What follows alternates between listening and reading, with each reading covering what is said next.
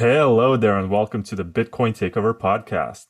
I am Vlad, and my guest today is an actual Austrian economist who not only teaches Austrian economics, but actually teaches Austrian economics in Austria.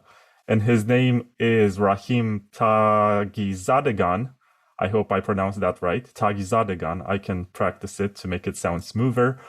And I met him a couple of weeks ago in Mallorca at the Mallorca Blockchain Days conference, where he made a presentation about whether or not Bitcoin is a cult. And he presented some very compelling arguments about which I have taught before, but which were very concise and very clear and useful in these days when it seems like the community has become more tribal than usual.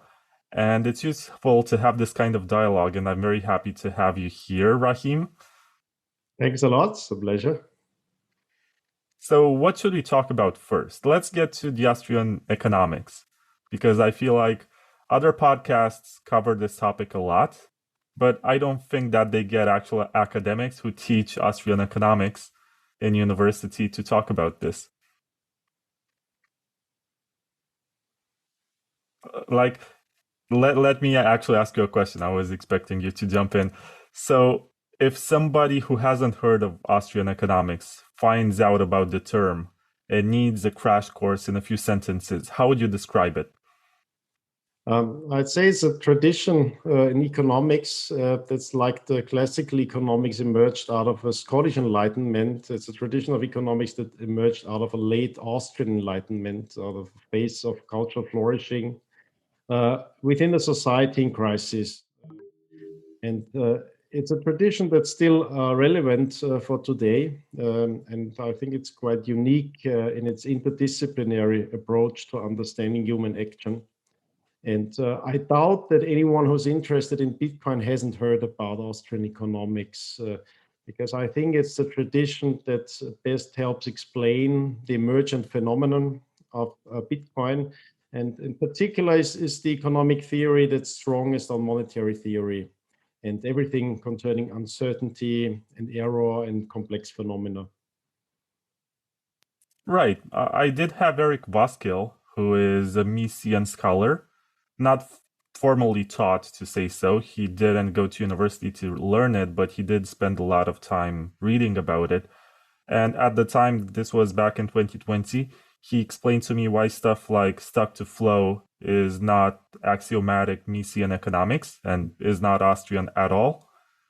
And there's a lot of stuff in Bitcoin which concerns predictions and human action in general, which is not necessarily scientific and not necessarily Austrian. So I'm happy that I get to interview you about all of this stuff. Mm-hmm. Yes, well, not everything about Austrian economics is scientific, and there's even some debate as to whether one can call the social sciences at all.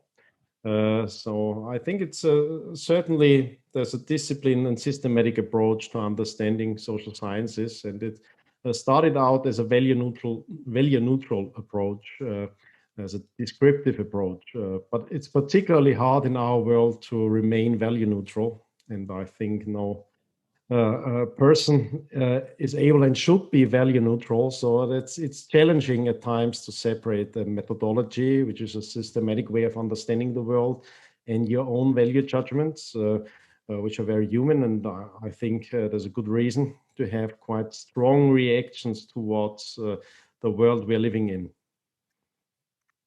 It seems like today we have this divide in Bitcoin, where on one hand you have the Austrian economists who believe that Bitcoin should not change too much, and on the other hand you have the cypherpunks who have greater desires and expectations for what Bitcoin should become.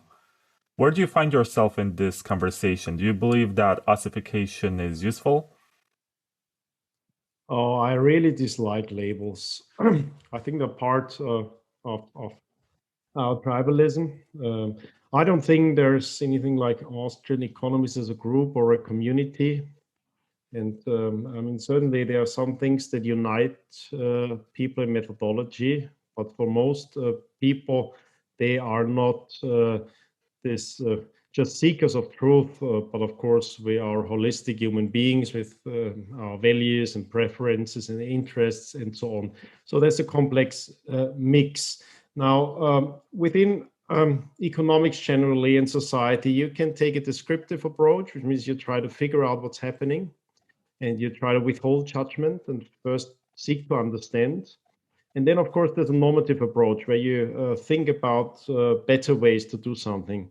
And then maybe somewhere in between, there's an entrepreneurial approach where you try out something and you try to build something better. So I think Austrian economics originally was a very descriptive approach. And it's my approach generally towards Bitcoin and the question of Bitcoins. I'm challenged just by understanding what's going on, and there I try to be empathic and trying to figure out what people want and what utility they are seeing, and how Bitcoin can be, as a technology, be a solution and provide utility. And there I see trade-offs, and that's quite typical for thinking of the Austrian school, to see a lot of trade-offs and paradoxical trade-offs and not think about utopian schemes where you have a perfect solution. So obviously, ossification is a term you can use, but it has a value judgment in itself. It tells you something about a trade-off.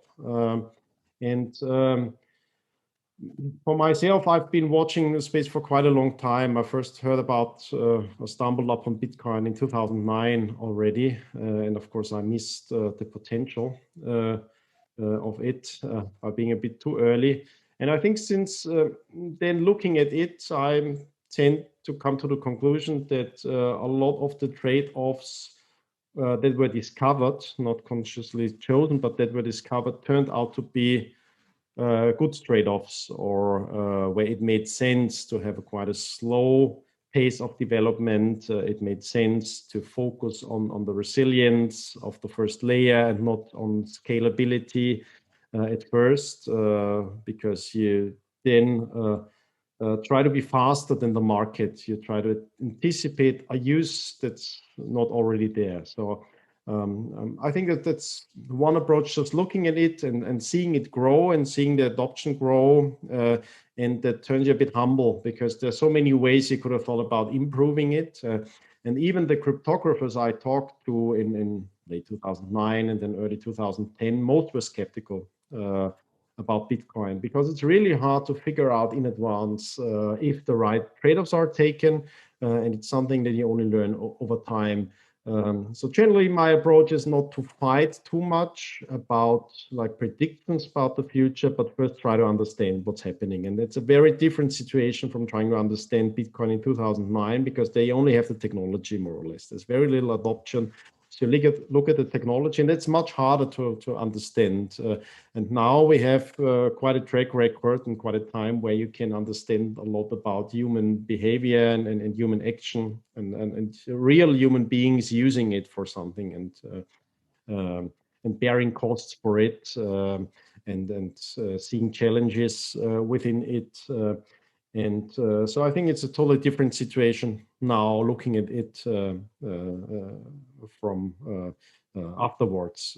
So I think even if you, by looking at it, I would have, I'd rather be part of the big blockers, I think, early on. So I was skeptical about scalability issues, of course, and if the right trade-offs were taken. But then over time, I think it was the right way to go. This multi-layered approach that we're seeing now. So I think it's unfair to use the term ossification with the value judgment as if we were still like looking at the future of Bitcoin, where it's totally unclear if it's going to be adopted or not by people, if progress is fast enough. I think there has been impressive progress in the technology, in the infrastructure, in the adoption and the use cases of Bitcoin. And I've seen that develop a lot over time. So I think it's wrong to use the term ossification. But it's still, I mean, there are valid points to be made about trade-offs, and no one can be particularly certain. And I think if you're in the normative sense, think that other people are making mistakes, be it the consumers or other entrepreneurs, I think the best way is not to bother about theory and try to prove other people wrong by having the better arguments based on economic theory, by somehow deducing why you are right, that usually doesn't work out. It's better to build, to use the entrepreneurial approach, try to build something better, offering it to people. And usually that's a humbling experience. So I prefer that.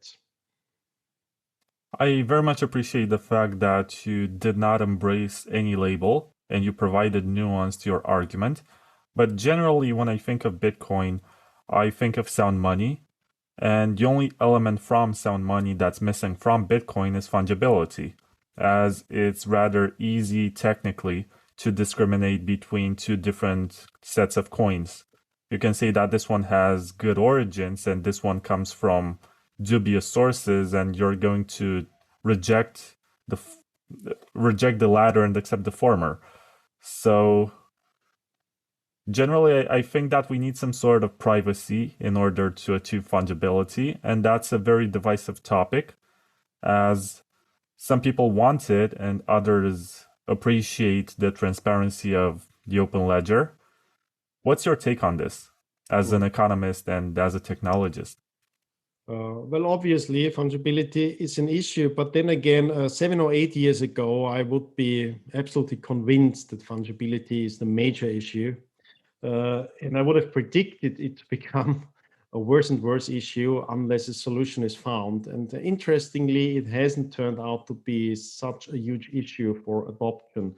So it seems like practical privacy seems to be good enough and seems to be improving now with layer 2 solutions. And so I'd be optimistic that before it really becomes a major issue hindering adoption, there'll be like the pressure to innovate will be strong enough, and I see quite some advances. So I'd be hopeful for Lightning and then probably Taro bringing more privacy to Bitcoin. Yeah, but still, I mean, fundamentally, of course, it's a sound analysis, but it's always hard with analysis to figure out if people see it that way, if they really care that much about privacy and what kind of privacy they care about. And then privacy always is, of course, a trade-off now. One ways to enhance your privacy, paradoxically, is not only technology, it's liquidity. It's how many different users you have. That increases privacy, of course. So I think that one of the reasons fungibility has not become such a big issue is that the adoption was dynamic enough. So it's big enough. And by using Bitcoin, you don't expose yourself so much because lots of more and more regular people without any shady use cases as it was early on, without really putting a lot of focus on privacy are using Bitcoin. So you have a legitimate cover, I'd say, by this dynamic of adoption. And thus, in a sense, you have kind of practical privacy and practical fungibility, which of course there's a lot to be improved upon, and then still I'd agree it's maybe the major issue, one of the main issues. But then you can't say from theory if that's really an issue that will hinder adoption.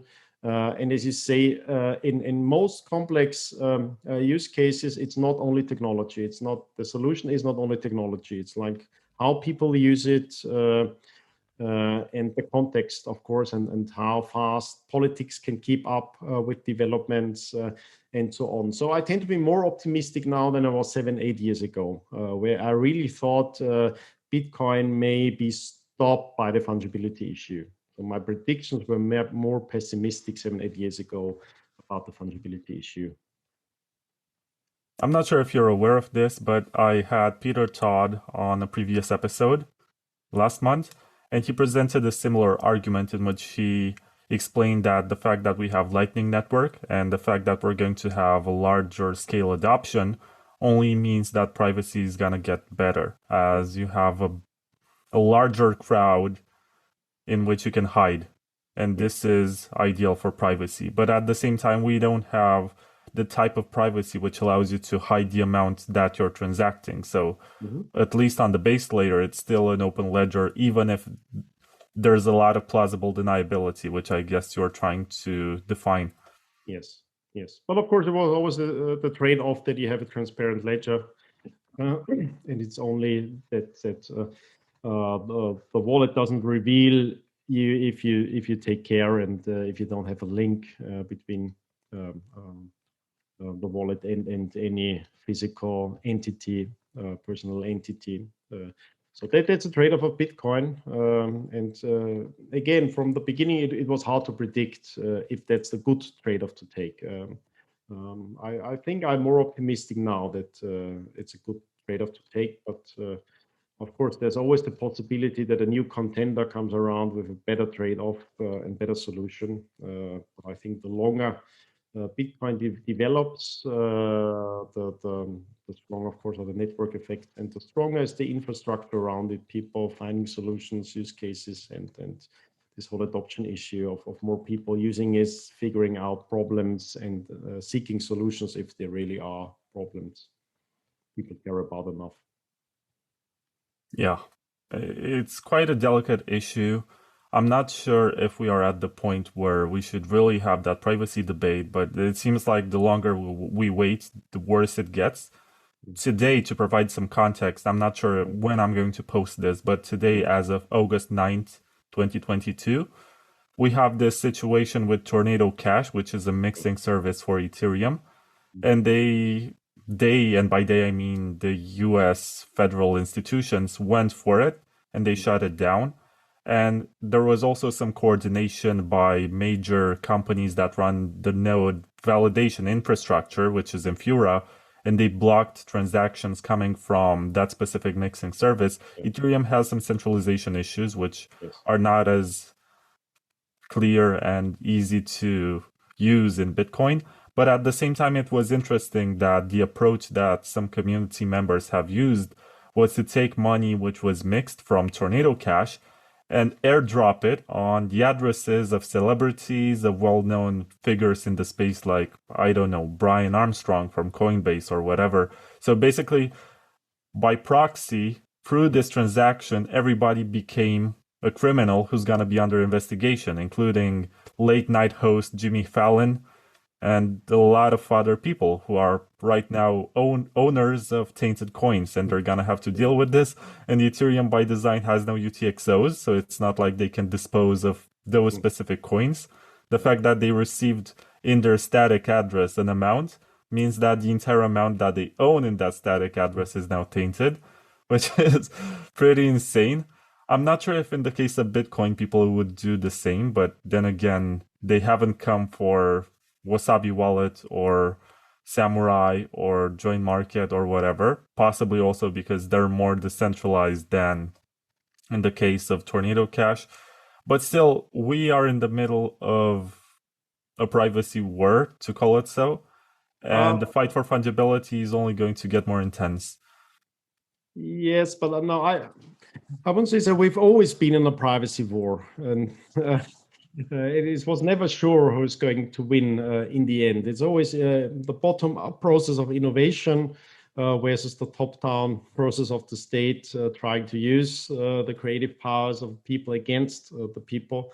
And it's a never-ending story. So there's no way to predict it. I think I'm fundamentally positive about technology because it's a shift, a new shift of cards. You change the setup, and there's a new chance for people to use technology to their advantage before the state realizes the potential about it.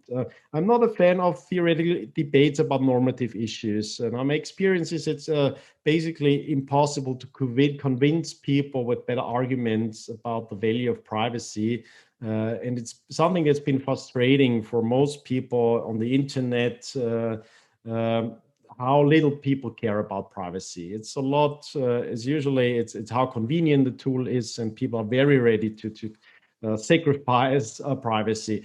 But then, if you look at like theory, something that tries to understand human beings, I mean, you can wait forever for a change in the nature of human beings, or you just try to figure out and understand how, even though privacy doesn't seem to rank very high in the preferences of people, still there have been big advances in privacy by some tools making it as like the default situation.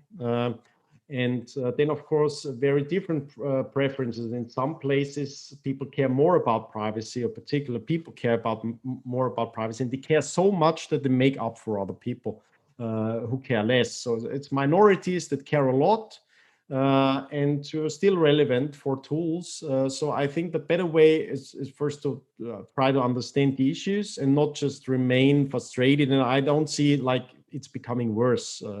I'm not convinced that it's becoming worse. It was always this fight, and cryptography offers tools for people to engage in that fight, even though cryptography was most developed during war times as a government technology, again, for war purposes.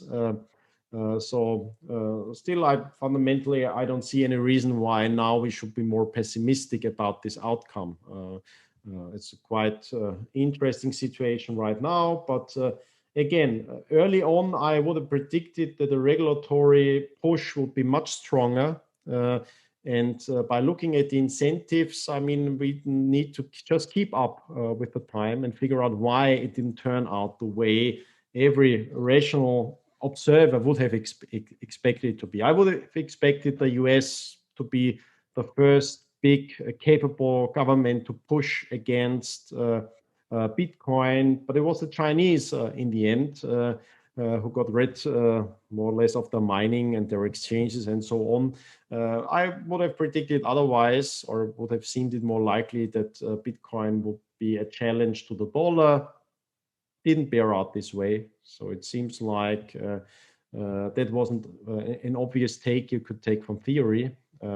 And still, I mean, it takes quite a while to figure out why it didn't turn out the way you expected it to be. So I think in good theory, you always have to try to keep up, I mean, you try to make predictions for yourself, you try to extrapolate, but then if it doesn't turn out the way you expect it to be, you need to change your assumptions or figure out where you went wrong.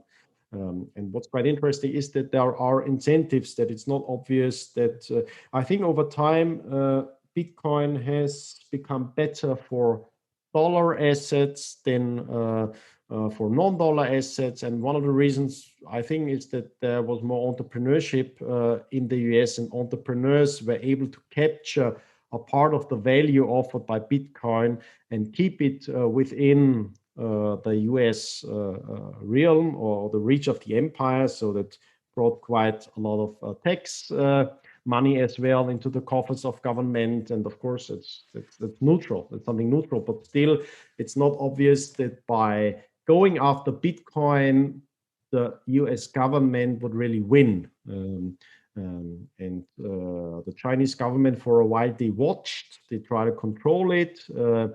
And then finally, they decided that it's not such a big win for them. And it turned out that they made a decision, I think was the wrong decision, because the adoption in Asia was much stronger before, and they could have reaped much more of the benefits and the value of this layer. But of course, politicians, the more isolated they are from results, because it's a huge top-down structure, the more errors they make. But it's quite hard to predict these political outcomes. So that's not really economic theory, that's social theory, and the worst kind of social theories, like trying to figure out what goes on in the mind of politicians, what errors they are going to commit next, and usually very hard to distinguish between a conspiracy and really incompetence. There's even a name for that law. It's like a law. It's really hard to distinguish incompetence from malice. Yes, to tackle an issue that you introduced in your argument, it's pretty ironic how we started out thinking that we're going to replace fiat money, and especially the dollar. And now there are conversations about how we can bring the dollar to Bitcoin's layer 2 to transact it instantly with lower fees and permissionlessly with stable coins or whatever. It's pretty insane because, instead of trying to make Bitcoin stronger and increasing its adoption network, we're enabling the dollar to get another layer of transaction and therefore increasing the demand for the US dollar. Yes, it seems like there's a correlation between demand for dollar assets and Bitcoin. But well, I mean, you got to describe that. It's not something you will into existence. I mean, most people, even Austrian economists, were quite wrong about predictions about demise of the dollar. The dollar is the best performing asset of this year, I'd say. And if you haven't been able to predict that, of course, there's something wrong with your assumptions, and it doesn't make sense to argue about it. It's just, I mean, that's reality. So try to figure out where you went wrong.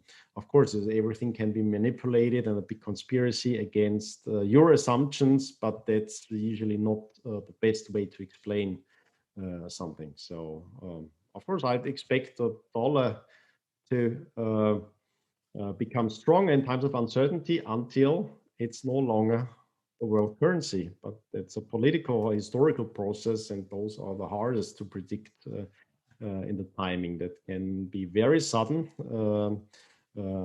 But still, it's quite complex, the financial system and the monetary order, and it's not even. I mean, just thinking about what is money and is Bitcoin money or not. It's a lot of framing in terms of very complex concepts that usually is not that enlightening. I think it's better to ask first, what is it, and not have your preconceived concepts and definitions, and you try to fit it into the definitions. I think the best approach is just look at it, try to figure out what it is, try to be humbled if you're wrong about it, and try to learn.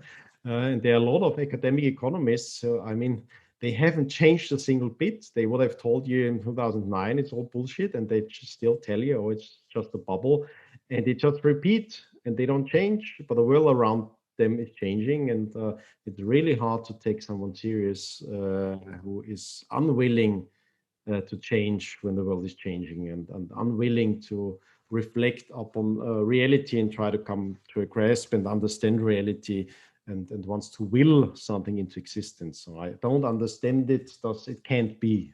That's not the right approach to understanding. Yes, and speaking of understanding, most of our understanding of Bitcoin has happened through metaphors, especially since I don't know about you, but I'm not technical enough to audit the code itself and look at every line of the Bitcoin code and figure out what it does. So my understanding from the beginning happened through these metaphors and ways of explaining, and most metaphors were about gold. And it's no surprise that the most successful book in the Bitcoin space is called the Bitcoin Standard, and it's basically just a parallel to the gold standard. But at the same time, coming back to the properties of sound money, so there are people who say that Bitcoin should be like digital gold, but what they actually mean is that Bitcoin is going to be held by custodians, and the users, the customers, are going to transact on the balance sheets of those custodians. So this spells an end to developing the actual Bitcoin network and makes the institution stronger. And then there are people who mean by digital gold to actually have this peer-to-peer market where you can transact with anyone you want and have the gold in a weightless and in an immaterial way, which allows you to transact with anyone around the world. And you also have the capability to melt your gold coin into a new shape. This is another metaphor, so that you don't know what it used to be, but you know that it has the right number of atoms in its composition, and therefore it's practically gold that you can verify. Mm-hmm. Yeah, I try to avoid analogies unless they really help you understand something. And gold can be useful because it was such a prominent monetary element. And so I think it's good to contrast it with. It was hard to predict that it would be like gold, and still some people take a lot of issue with that.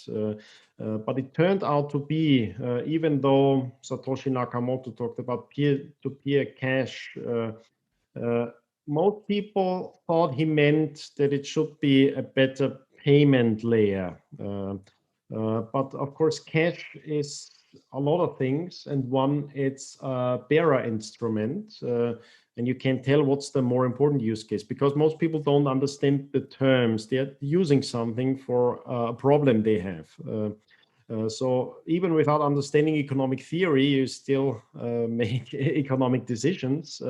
And it turned out that the most prominent use case for Bitcoin now seems to be, and that has changed over time, to just be a digital asset.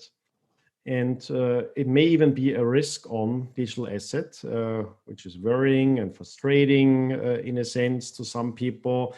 I think it's just a temporary phenomenon, that there was a lot of influx in the latest cycle, the latest boom market of Bitcoin, a lot of money that went into Bitcoin because they were looking for another risk-on asset, basically like a leveraged tech stock or something like that. But then you have to accept. I mean, you can say, "Oh, I don't like that. I don't like that people use it that way." Still, you try to figure out why are people looking for risk-on assets that are undervalued in a sense, that not enough people have entered into. And then, of course, it's a process of the last decades that there's a run around the globe for new assets, a kind of strip mining of the globe for undervalued assets where you want to be first in. And then you expect that the retail crowd will follow you. And that's where you generate the alpha. So then you have to accept that's the context. And it's really hard to tell if without this fiat monetary system and without the interventions we had in the past, that Bitcoin would have developed that way, and that the dominant use case would have become a digital asset. Certainly, I mean, if there's another form of money that people trust more for the use case of trying to preserve the purchasing power over long times, over decades, and so on, the need for Bitcoin would be lower. If there wasn't that much intervention, if the dollar was still a silver certificate, or if there was still a standard among international merchants to use a certain weight and fineness of gold as a in the balance sheet and for settlement as a settlement currency for the exchange, then of course the need for Bitcoin would be lower. So of course there's the whole context, and still I would appreciate that situation and try to figure out why are people looking for it and if that's sustainable. And I'd say yes, I think it's a sustainable demand for a digital asset, and because Bitcoin offers something in addition that other digital assets don't, and it's this kind of resilient layer, this kind of uncensorable infrastructure, and it offers a way to smuggle it much more easily across borders. So I think where really the use case for Bitcoin increases is if you have increasing regime uncertainty. If you think that one of the major dangers to your portfolio is politically imposed, this artificial uncertainty that's imposed upon you to capital controls, regulation, and so on, then I think the case for Bitcoin increases, but increases in the sense not as a very innovative way to have programmable money, but as a layer that's resilient against this kind of regime uncertainty, that you don't know if you'll have access to your assets because they are within a jurisdiction, because they're real estate, for example, you can take them with you, or because they are permissioned assets, which means you may lose access because your bank account is censored, your brokerage account is censored, and so on.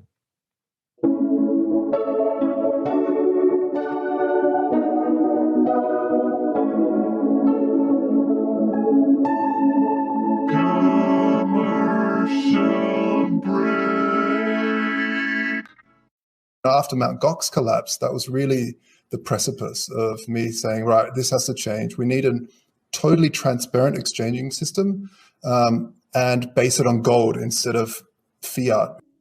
Voltoro, is the hard money exchange which helps you beat inflation with instant swaps between the best stores of value known to man, gold and Bitcoin. Unlike most exchanges, Voltoro understands the importance of transparency and security. All gold holdings are secured in top-tier Swiss private vaults and fully insured against theft, fire, and more. Maximize your purchasing power today by going to voltoro.com/Bitcoin takeover. This is not financial advice, but gold has been humankind's most reliable store of value in the last 6,000 years. Do your own research. Use promotion code TAKEOVER for a one-time bonus of 1 gram of gold for the first 50 new customers buying gold with Bitcoin.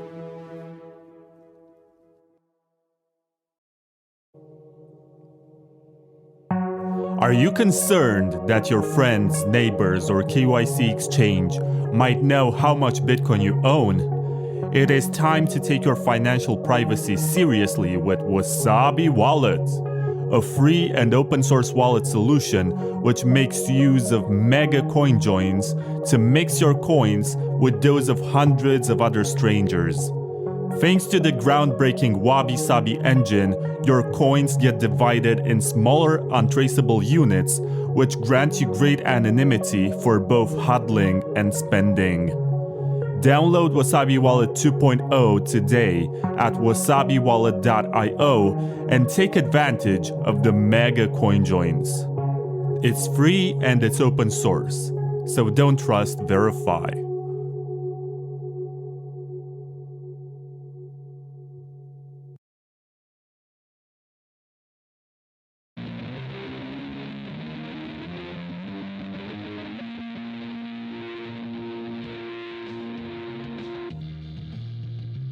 What are you going to wear when Bitcoin hits $1 million? The same old $20 t-shirt? Try Maison Machi, the designer clothes made in Paris by Bitcoiners for Bitcoiners. They're not your average mass-produced sweatshop clothes. Machi will ask for your measurements and tailor every piece of clothing according to the shape of your body, so you always look and feel great in your t-shirt, hoodie, or dress.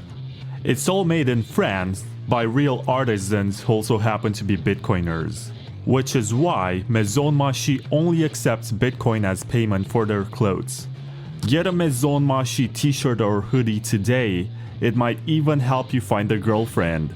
And once you do get a girlfriend, you can also buy her a Maison Machi dress. Stop having fun looking poor and check out maisonmachi.com. That's MaisonMaachi.com.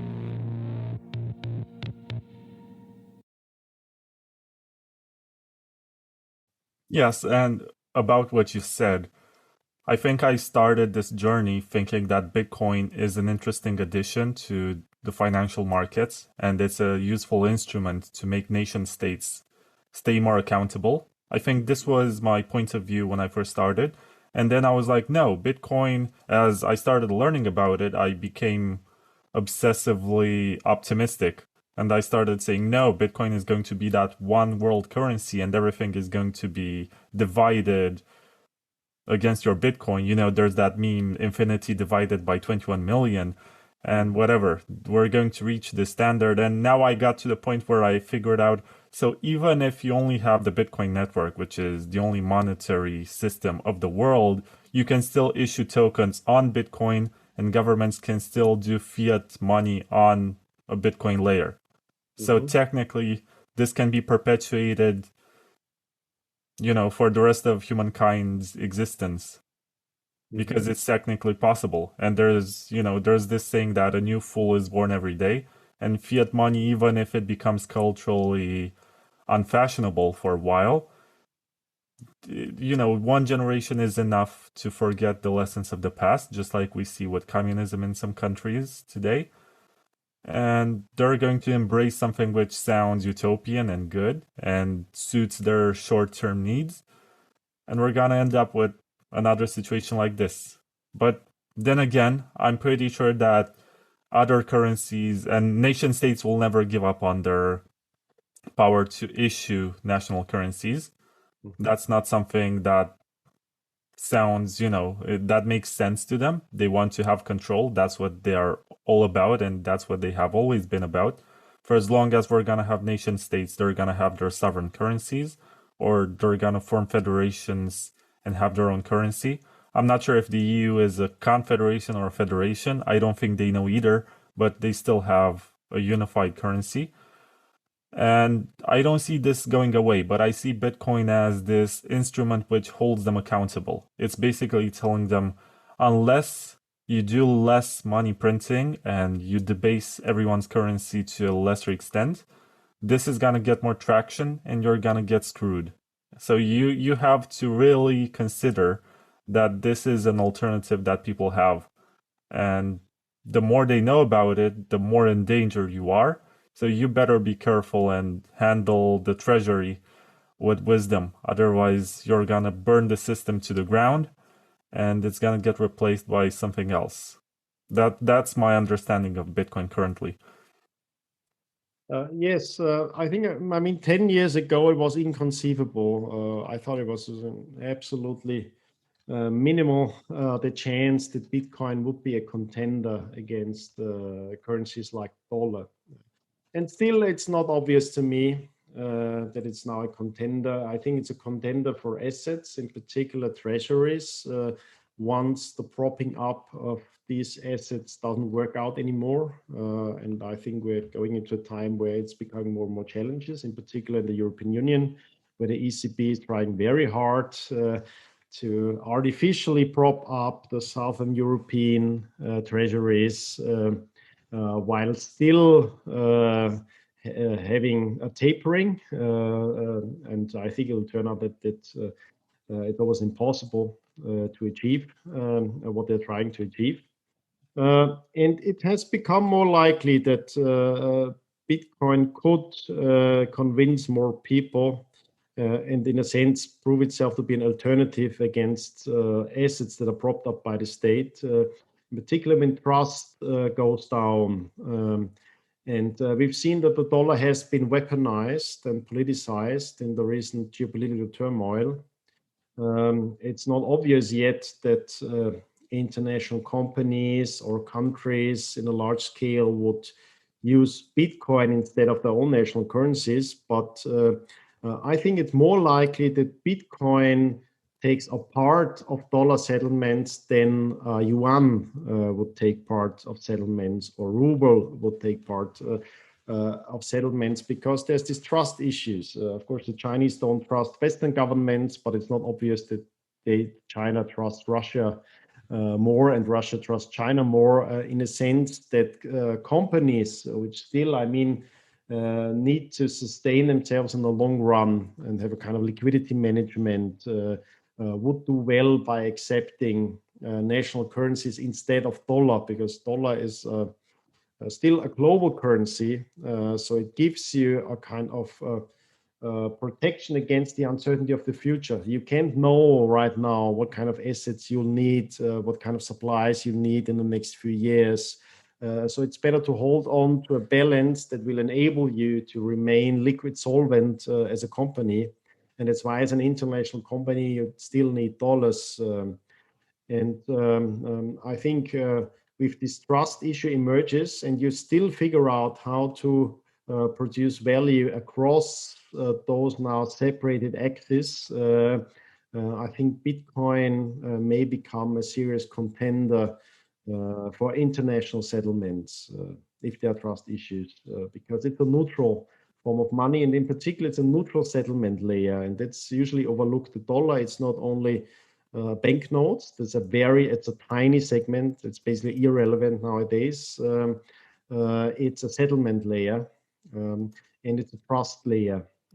Trust layer for creating loans, and it's a settlement layer for international payments. Bitcoin is already quite a contender for an international settlement layer. I think it works quite well. I think the scalability issues will be overcome by the increasing number of Lightning nodes and liquidity on Lightning. So I think there's a chance that it will replace settlement layers that are controlled by entities that are either nation states of the size of an empire, as the US, or something in between, like the Eurozone. Yes, so I just checked, and the market capital of Bitcoin is $441 billion, and it's about 24 times lower than the market cap of gold. And I was about to ask you if you believe that Bitcoin is going to flip gold in the coming years. That's possible. I mean, I'm not a fan of the market cap metric. So if there was a better one, I'd use it. And I'd look at the portfolio, how much people have in their portfolios. So that would be the relevant flippening. And I can imagine that, yes. I think gold will still be around. And I think it can even be that the part of gold plus Bitcoin in portfolios increases at the same time. So that, I think, is rather more likely. I think what will change is the perception of Bitcoin going from a risk-on asset, basically to be treated like a tech stock, to more of an anti-correlated, uncorrelated asset that is strongest in phases of increasing regime uncertainty. So I think the likeliest situation is that both gold and Bitcoin will be increased in portfolios, because an age of artificially low volatility is ending, I think, now, and we're living through a time of increased uncertainty, because uncertainty has been lowered artificially by propping up assets, by this kind of interventions that are deemed to be stabilizing, but are not in the long run. And we're going to pay a price for this intervention spiral and basically unsound monetary order, which is too fragile. And during these times, I think everything that's not a liability and allows for trustless settlement will increase in value. And I think Bitcoin will increase more, or get a higher percentage in portfolio, a higher percentage increase in portfolios than gold, because it's, I think it's even better equipped to deal with regime uncertainty for the reasons that it can be. It allows for self-custody. It doesn't need the centralized marketplaces and storage solutions that gold needs. So in certain respects, it's a better crisis currency and a better settlement layer against regime uncertainty. There seems to be this conflict between gold proponents and Bitcoin proponents. And for example, there's Joshua from Voltoro. I suppose you also met him in Mallorca. And he has tried in the past to create gold tokens on the Lightning Network, basically to make gold more liquid and easier to transfer. But there are still issues with gold, because you must pay for the men who defend it. You must pay for the storage, storage, security. All of these are very expensive. Whereas in the case of Bitcoin, it doesn't cost you anything. You generate a BIP39 seed phrase, you write it down on a piece of paper, you memorize it or whatever, and you can cross the national borders without having anything of value on you. So there's a lot of value in this as an asset, but still I believe that gold is best for governments and corporations and whatever, as specifically because it's hard to move around. It's what makes it so desirable. Mm-hmm. Yes, so that's hard to predict. I mean, that's a prediction. It's not really something you deduce from theory. You try to figure out where things are going. I would expect that the importance to smuggle something increases, or to smuggle across borders. I expect capital controls to increase. I expect that more and more people will become, and have already become, very uncertain about their location, where they're living, and are thinking about alternatives. Even in Western countries, now there's a part of the population in Western Europe that is getting an apocalyptic mindset and are really trying to flee. They think they're refugees and are looking all around the place to go. And sometimes those are the best, the most entrepreneurial Germans are increasingly considering moving outside of Western Europe. For quite a while, I think already 10, 15 years, the Western European mindset has become pessimistic. It's the region in the world where most people would say, I believe that my kids or grandchildren will have a harder life than I had. So that's already a very negative outlook. And now for some part of the population, they've lost trust completely in the institution.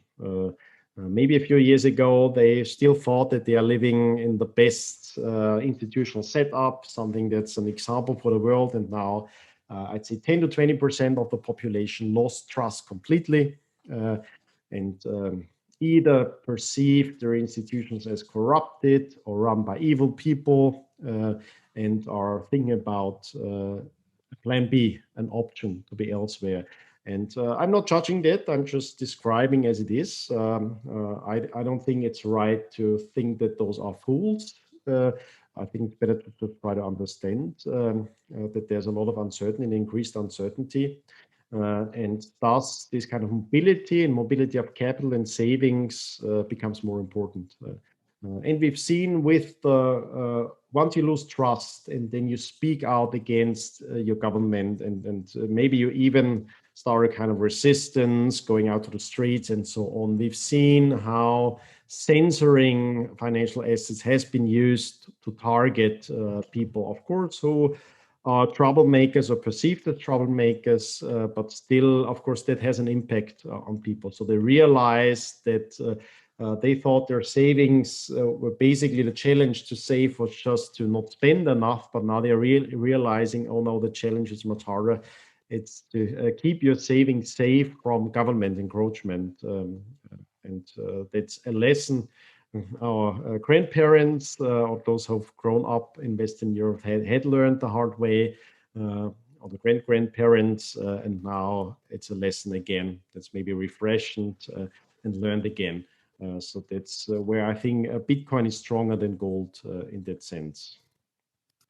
Yes, and I want to open another can of worms now that you mentioned that there's this perception that our lives are going to be much better than those of the future generations who are going to struggle much more. I'm pretty sure that where you are right now in Austria, it's a much more advanced conversation in regards to CBDCs, central bank digital currencies.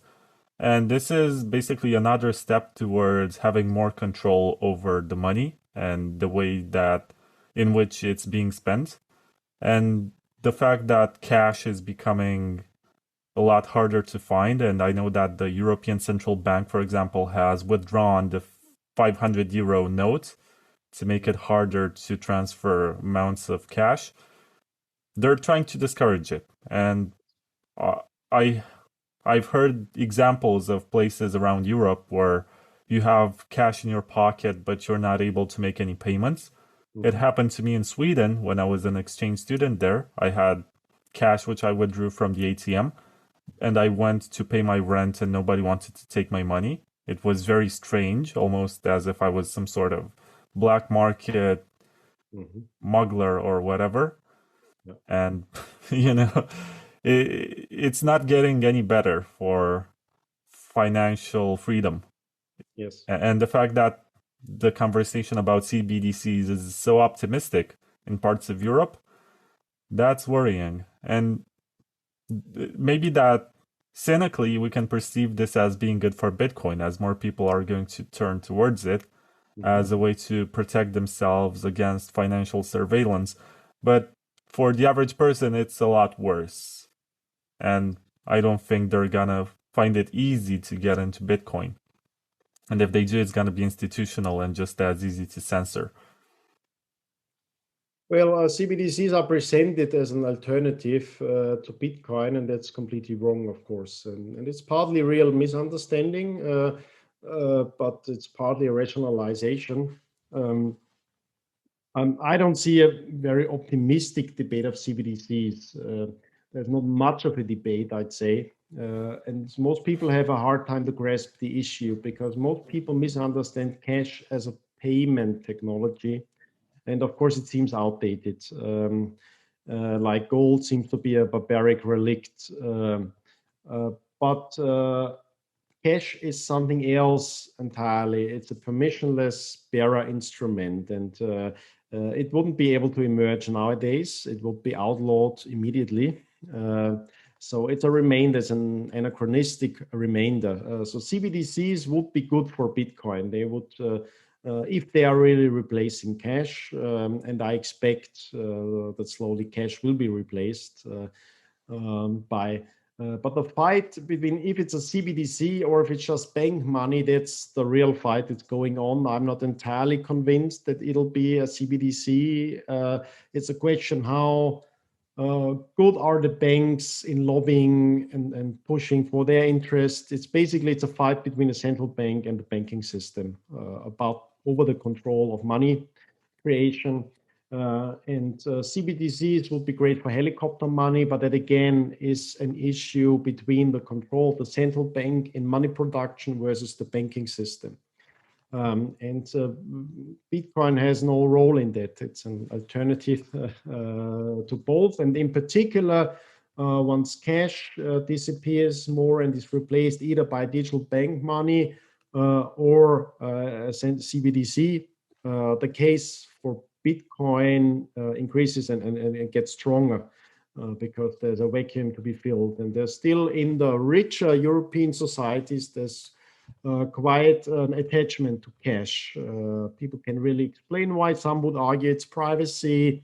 For some, it's just nostalgic value, but there's a general uneasiness. So it's not, I don't see an optimistic embracement of CBDC if you separate the two aspects. The one is digital payments, and of course, the younger people will have a hard time understanding how cash would still be a viable payment technology. So they are more open to digital replacements, but there I think also Bitcoin is quite strong with the Lightning layer. Bitcoin is quite a strong contender for a digital payment technology that's at the same time has the functionality of a bearer instrument.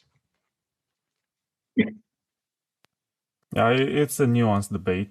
And I do recall being in Prague back in April, I think. There was LibertyCon, a conference which was for students who like liberty. And there was this guy on stage who had a presentation that was called something along the lines of why CBDCs are not that bad and you should not be worried. And on each slide, he had like a picture of a cat to make you feel like, this is nice, this is not so bad. But once you get into the intricacies and you realize, okay, so you do have easier helicopter money, which gets delivered to people. But there are some limitations that can be set up in terms of where you can spend that helicopter money.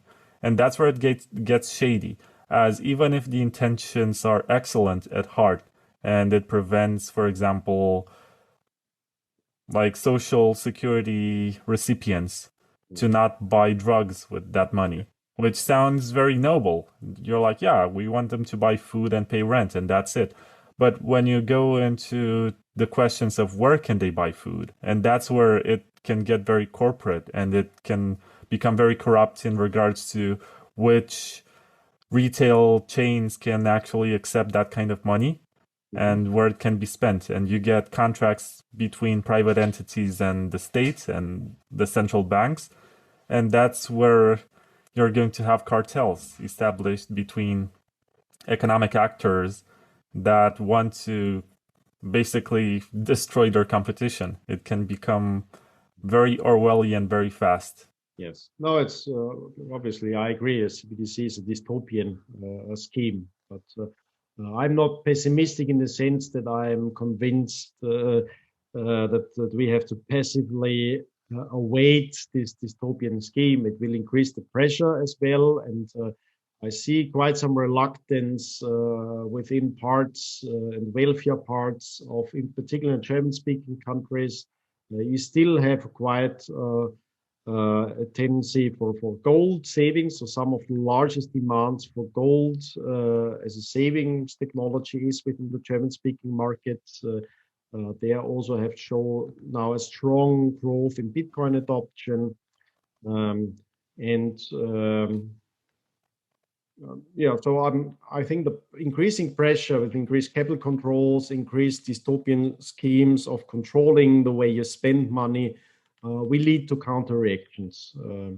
And of course, one counterreaction can be that people, if they're unable to move with their assets, that they move in person. I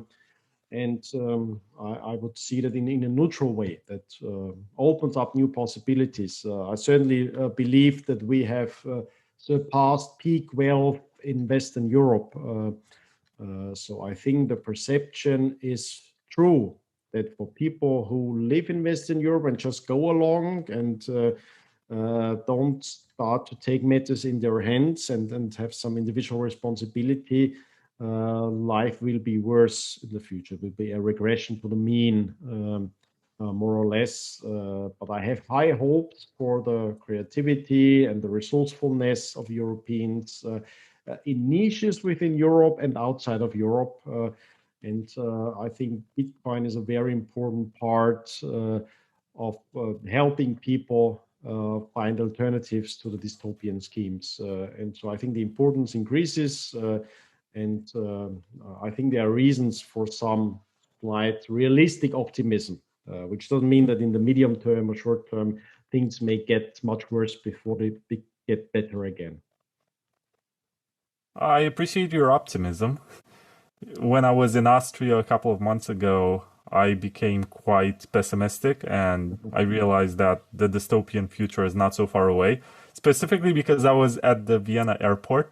And 2 months ago means in June. So I was there. I had a stop between flights.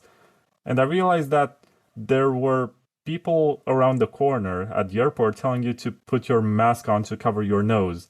And everyone was so compliant. And I don't want to get into the issue of whether or not masks work, but the rest of Europe does not wear them anymore. And Austria has higher vaccination rates and they should be better off, I guess. I don't know. I don't want to get into that conversation. No, but it seems to me it was an indicator of a high degree of compliance. Yes, of course. That's a bad and good thing about Austria and Germany. Austria is better than Germany in this regard. High compliance usually is a sign of a high trust society, and trust, of course, is easily abused. A high trust society is also a society of a high reliability, of a high work discipline, and so on. So parts of the wealth, of course, are linked to this high trust.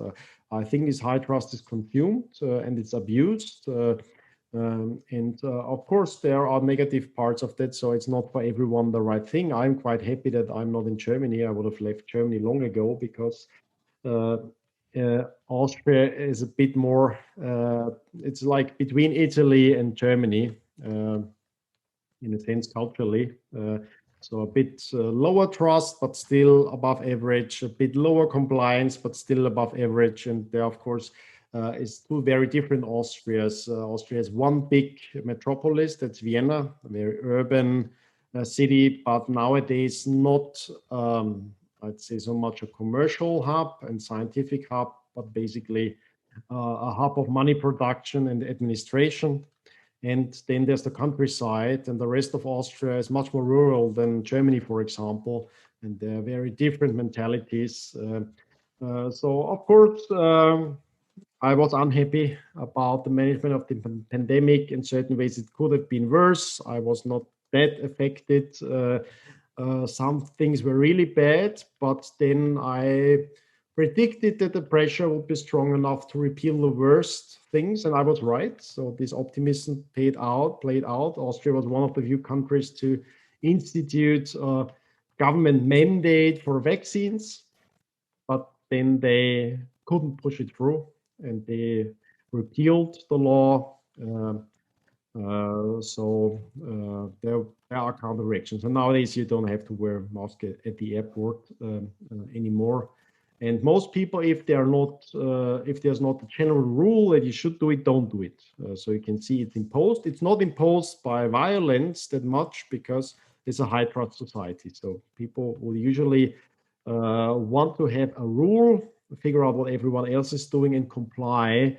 And that's a general sign of a high trust society. And sometimes those rules are bad, and they tend to be more and more bad. And there are, of course, consequences of bad rules, and we are seeing more and more of these consequences. So I think it's quite significant that even within, I mean, Austria, which is perceived by some as one of the best places to live, Vienna is among the quality of life index, usually position number 1, so the city with the highest quality of life. Of course, the statistics, and you ask expats and so on. But still, even in Austria, you are losing 10 to 20% of the population. So increasingly, who won't tell you, oh, of course, there are some things that should be fixed as everywhere, but generally we are quite happy and proud about the institutional arrangement. No, 10 to 20% will now tell you, oh, we're totally surprised how corrupted and evil institutions have become. We can't trust anyone anymore. We feel persecuted.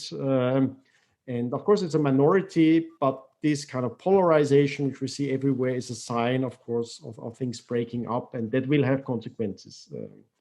And in a way, it limits the encroachment of the government, and in a sense, of course, there's a positive outlook of increased pressure will lead to innovations, resistance, some dynamics. Some of it will be bad, but some of it will be good, and we can predict what the general pattern will be.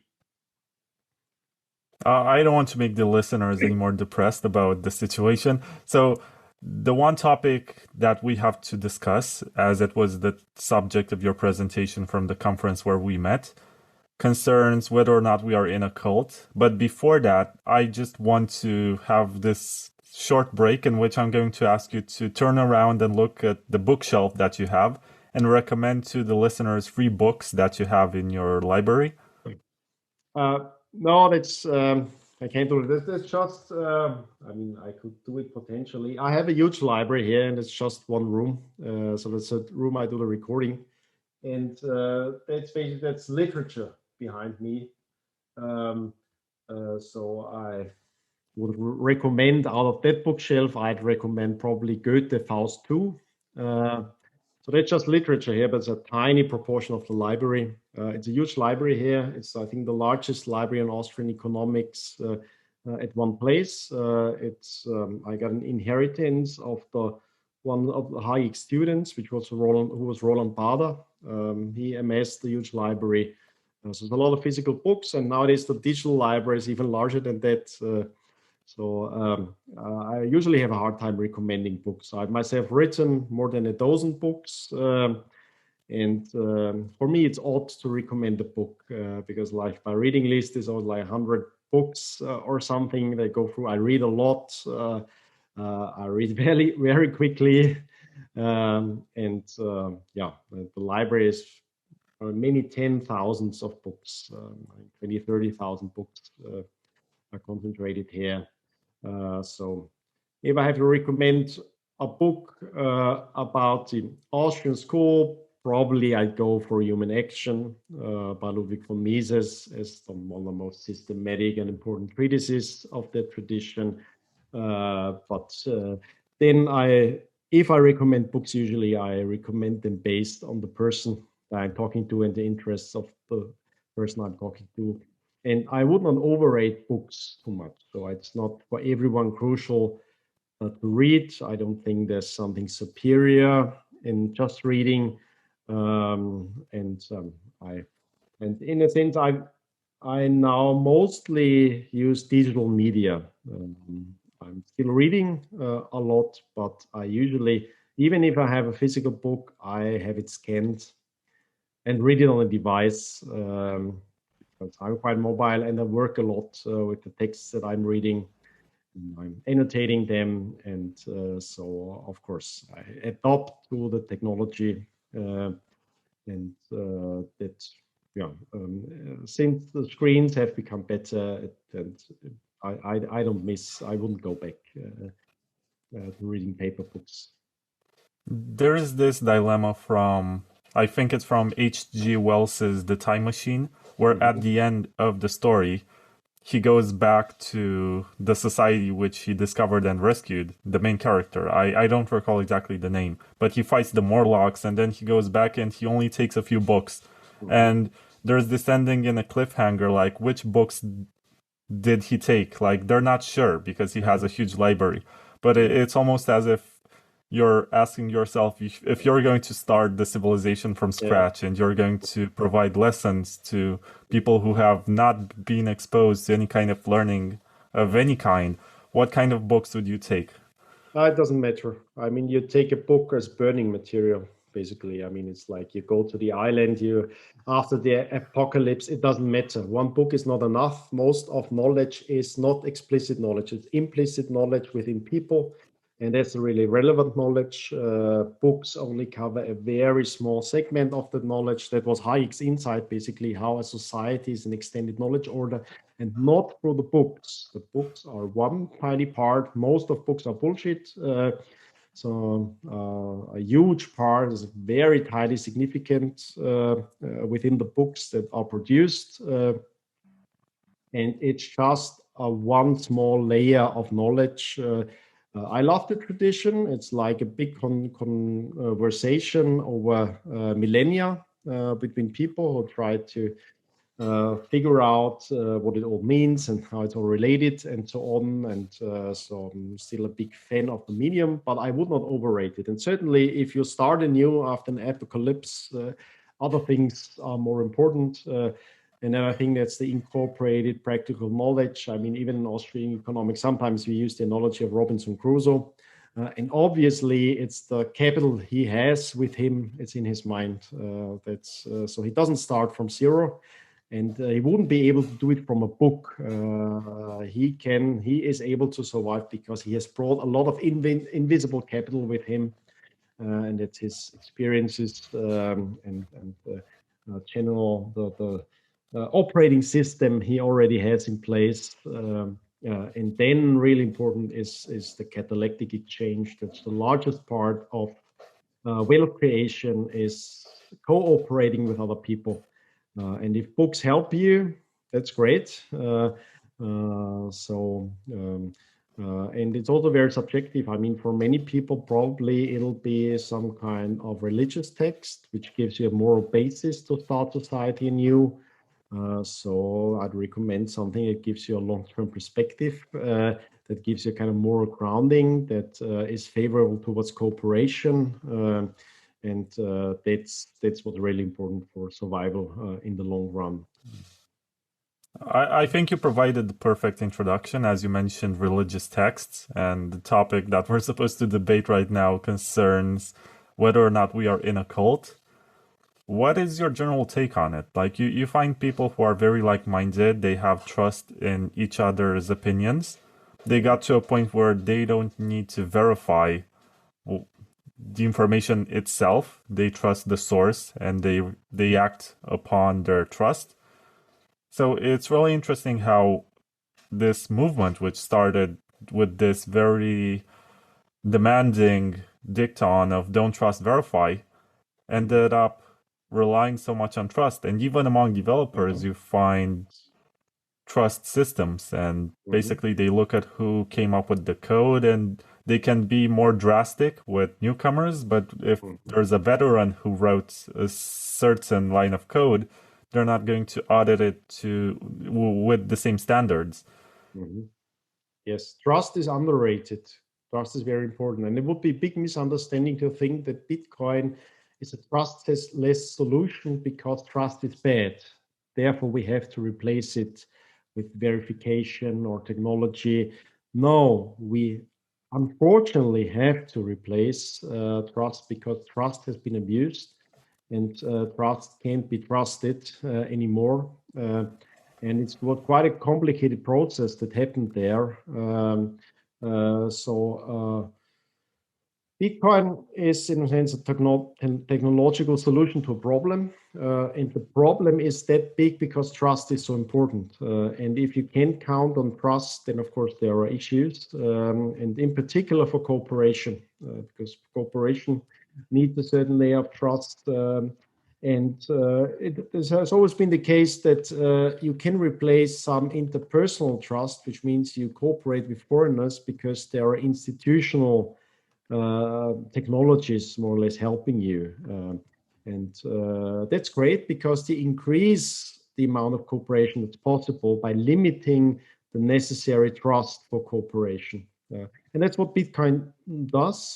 So it's not replacing generally trust because we dislike trust or we think trust is bad, but it makes it more resilient towards loss of trust and expands the circle of cooperation, as money usually does. So money is generally a technology or a phenomenon that emerges if foreigners are cooperating, and foreigners have trust issues, and that's not something that's good. That's the way it is, that we have to expect and accept the way it is. Now, I don't think it's a movement. I think we tend to like to think in movements. I think money and technology usually are discoveries and not conventions, which means you stumble upon them. It's not something that you will in existence, you stumble upon them. But then Bitcoin in particular serves as a kind of attractor or a Schelling point for certain value judgments and preferences as well. And so they address a certain longing, and they turn you optimistic in the sense that you think, oh, if this main issue here in society can be addressed, and it's an issue of money that you can't trust anymore. Yeah. How about other issues of society? So I think that's also, it's a power of Bitcoin. You can see among people interested in Bitcoin as a kind of attractor for value and like-minded people, they tend to be more optimistic and more positive because they think that there's a success story against all odds. And so that increases the perception of being a movement. It's like it's moving in a good direction. It's more and more people using it. And by using it, again, more and more people prove that there are alternatives. A lot of people perceive that it's a kind of alternative, less institutional arrangement. There is no alternative. That's even an acronym, the TINA acronym. And this has become a very good description of a society, maybe towards the end of a certain institutional development, where just the things are in place. They're quite complicated. You can't really explain them. You don't believe in them anymore. But it seems it's all just held together, not by conviction, but by kind of just following along and stumbling along because it has been working, and you're really afraid of what happens if this fabric is not working anymore. You're afraid of the uncertainty, if things that you considered safe all your life are not safe anymore. I think there's this longing for a movement, in the sense there's some positive change, which is an alternative, which you, by your individual action, you can bring about and help bring about. And I think one should cherish that. It's something positive. So I would excuse this misunderstanding of a discovery of something for an organization. And in particular, it's the enemies of Bitcoin. Of course, there's a moral value judgment again, who tend to have a tribalistic, collectivistic outlook. They look at Bitcoiners as a kind of tribe or movement or organization. They decided they dislike some of those people. And then they'll know that they don't like Bitcoin because they don't like Bitcoiners, because they see all the flaws and problems and so on. And I don't think that's very empathic. I think everyone who is open-minded would see that there are trust issues and there's increasing uncertainty and polarization. And I think it's one of the least toxic reactions, because it's one of the most positive phenomena of looking for alternatives. Of course, there are many other ways. There are certain religious interpretations. There are other cults. There are other radicalized movements who try to change society because they are disgruntled, not satisfied. And I'd say that people who are into Bitcoin and who see a positive potential are the least toxic of all those who have lost trust in society, because there are many much more toxic and aggressive ways how you cope with the loss in trust. So I think it's not entirely fair. And then, of course, human beings are by nature tribalistic. So we seek a tribe that we can belong to. We seek that we have a longing for its trusted society. It's a challenge because those intuitions are a bit at odds with economic development. And they are at odds with money in particular. So there's a challenge. I was early on very skeptical about Bitcoin because I was afraid that it was not a neutral money, that it was more or less a kind of ledger for barter arrangements between libertarians, for a kind of circular closed economy of libertarians. And libertarians are a niche phenomenon. There is nothing such as libertarians. There are some people who rallied across this term and find other people and figure out that they are like-minded and let themselves be labeled by the term. But I thought, no, that's not the potential of money. It's not, money is for exchange and cooperation between foreigners, people who are not always have the same values. I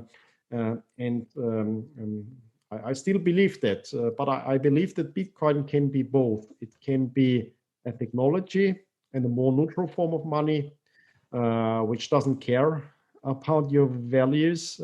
And at the same time, it can be a symbol of hope and a rallying cry of people looking for an alternative. But still, these trade-offs are there. And of course, they lead to split. And of course, as we are tribalistic, we always look at we try to figure out, are we part of that group or not? And now we have this Bitcoin maxi debate in figuring out if there are cultural issues with Bitcoiners. That's, again, I think, three very different phenomena, which are from this wrong collectivist outlook lumped together as one phenomenon. And they're very different. It's, I think, at least three meanings to the term to be a Bitcoin maximalist. I'd say one is a question of style. So there's a kind of style, I'd say, shit posting, trolling, be very, in a sense, eloquent and use in particular on Twitter and use memes and so on. And I think it's a certain style and it's associated, and some people dislike it. They are triggered by this kind of internet communication, which has become popular. And of course, it's not equally distributed. It's a certain subset. It's probably a little bit more male phenomenon. But I think it's unfair to just say, I mean, I'm triggered by something and now I extrapolate and say, because I dislike the style of that person, that means Bitcoiners are toxic and bad. I think it's one phenomenon, and I'm not triggered. I think it's okay. I can cope with that. It's not my personal style. I tend to be more European, polite in a sense, reluctant to shitpost and troll, but I like it. I think there's no reason to take issue with an adult in that very general sense and lump it together as a kind of tribe if you have very different personalities. And I don't think it's correct to perceive that, oh my God, there's a marketing issues and how are we perceived? That's all collectivism. The general problem is that you are perceived as a we, which doesn't exist, because why should one adult be lumped within another adult? It's like this tribalistic logic, where you're perceived as a family, and if one does wrong, everyone else is to be punished for it. That doesn't make any sense. So I think it's a very childish reaction towards that. Now, the second sense of a Bitcoin maximalist, I think it's a moralistic way. It's a bit paternalistic, but they think that they have a moral obligation to call out people who they perceive as immoral, because they think Bitcoin is something that offers moral improvement to society. So they dislike the association of grifters or people who are a bit, not as morally pure as it should be. And of course, that's a problem. You may be perceived as self-righteous. Again, that's usually not my way. That's not the approach of the Austrian school, but I think there's no, why should you take challenge with something? It's your choice, and some people are moralistic. And if you look at the track record, I think one should be very reluctant to attack the moralizers, because there is, in fact, a big problem with grifters in crypto general. And I think some of those maxis, in the sense that make strong moral cases and try to protect people from what they perceive as immoral actors, they have been proven wrong, right. They were correct. They were correct in the warnings and anticipations, and we've seen tremendous moral problems within the sphere. So again, even if that's not my approach, I think one should be reluctant in perceiving it as a big problem. And then there's a third approach, Bitcoin maximalism, and that's rather my approach. And I think that's the, if you have been watching Bitcoin for a long time, you figure out, yes, there are network effects. Yes, it looks like there were many issues and people tried to improve upon it. Nothing is really convincing. The trade-off, there are trade-offs, and it's not obvious that any altcoin made a better choice in the trade-offs. And so I think it's a combination of a network. You perceive that over time, okay, wow, this network effect remains. The mining infrastructure is surprisingly resilient. That's the second empirical observation where I was positively surprised. I wouldn't have expected that the Chinese mining ban would have so little impact on the general hash rate and the general stability of the Bitcoin network. And then the third thing is the emergence of the hodler DCA crowd, or army, DCA army, sometimes you call them.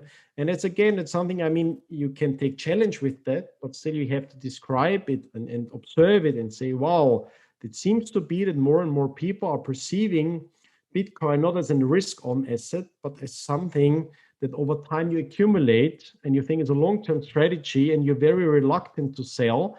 And of course, that strengthens the case for Bitcoin in a very neutral way, as something that you observe. You say, yeah, of course, that can increase Bitcoin dominance over time if there's a kind of base demand that increases.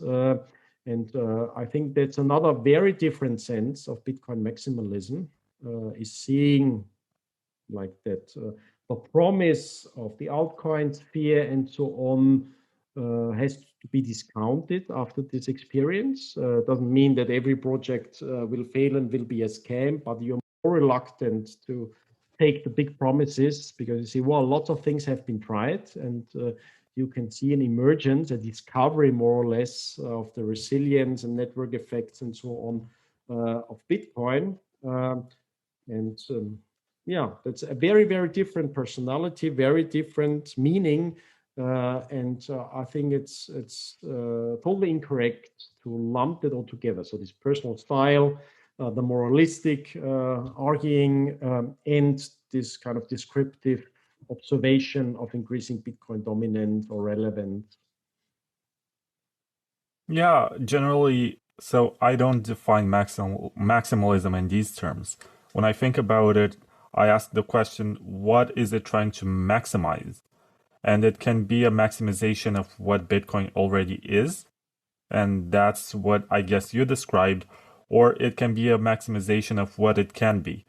And generally, when I define myself as a maximalist, I use the latter definition, which means that if there is any kind of use case from DeFi, NFTs, whatever, that's interesting and gets enough market demand, then I suppose it's in my best interest as a Bitcoiner to find ways to bring it to the Bitcoin network in some shape or form, even if it's on the base layer or on a second layer. I want this network to basically incorporate everything that's good and useful for the economy at large. So that's what it means to me to be a maximalist.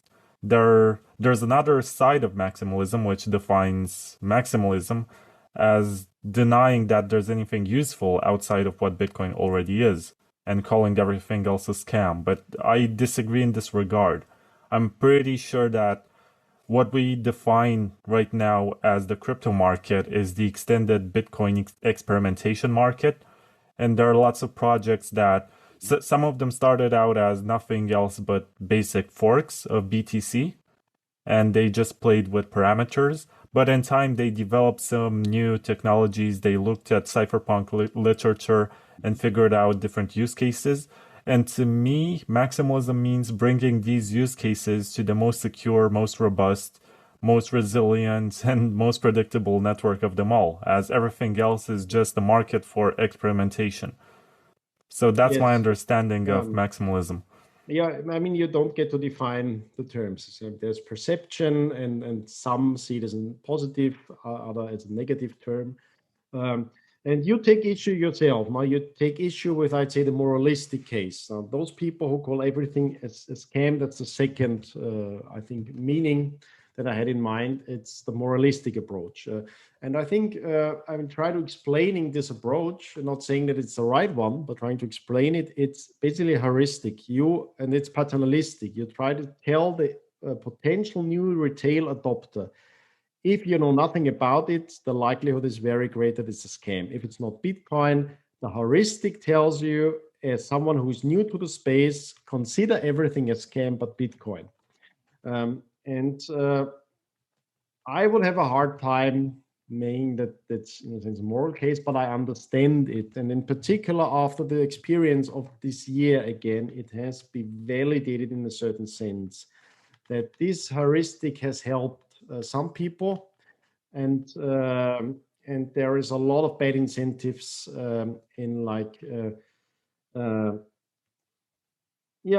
piggybacking on Bitcoin and trying to shill your project, which is a risky experiment, but you get retail interest because people perceive it as an alternative to Bitcoin, something that is a resilient savings layer, but gives you added interest income, which of course, as a retail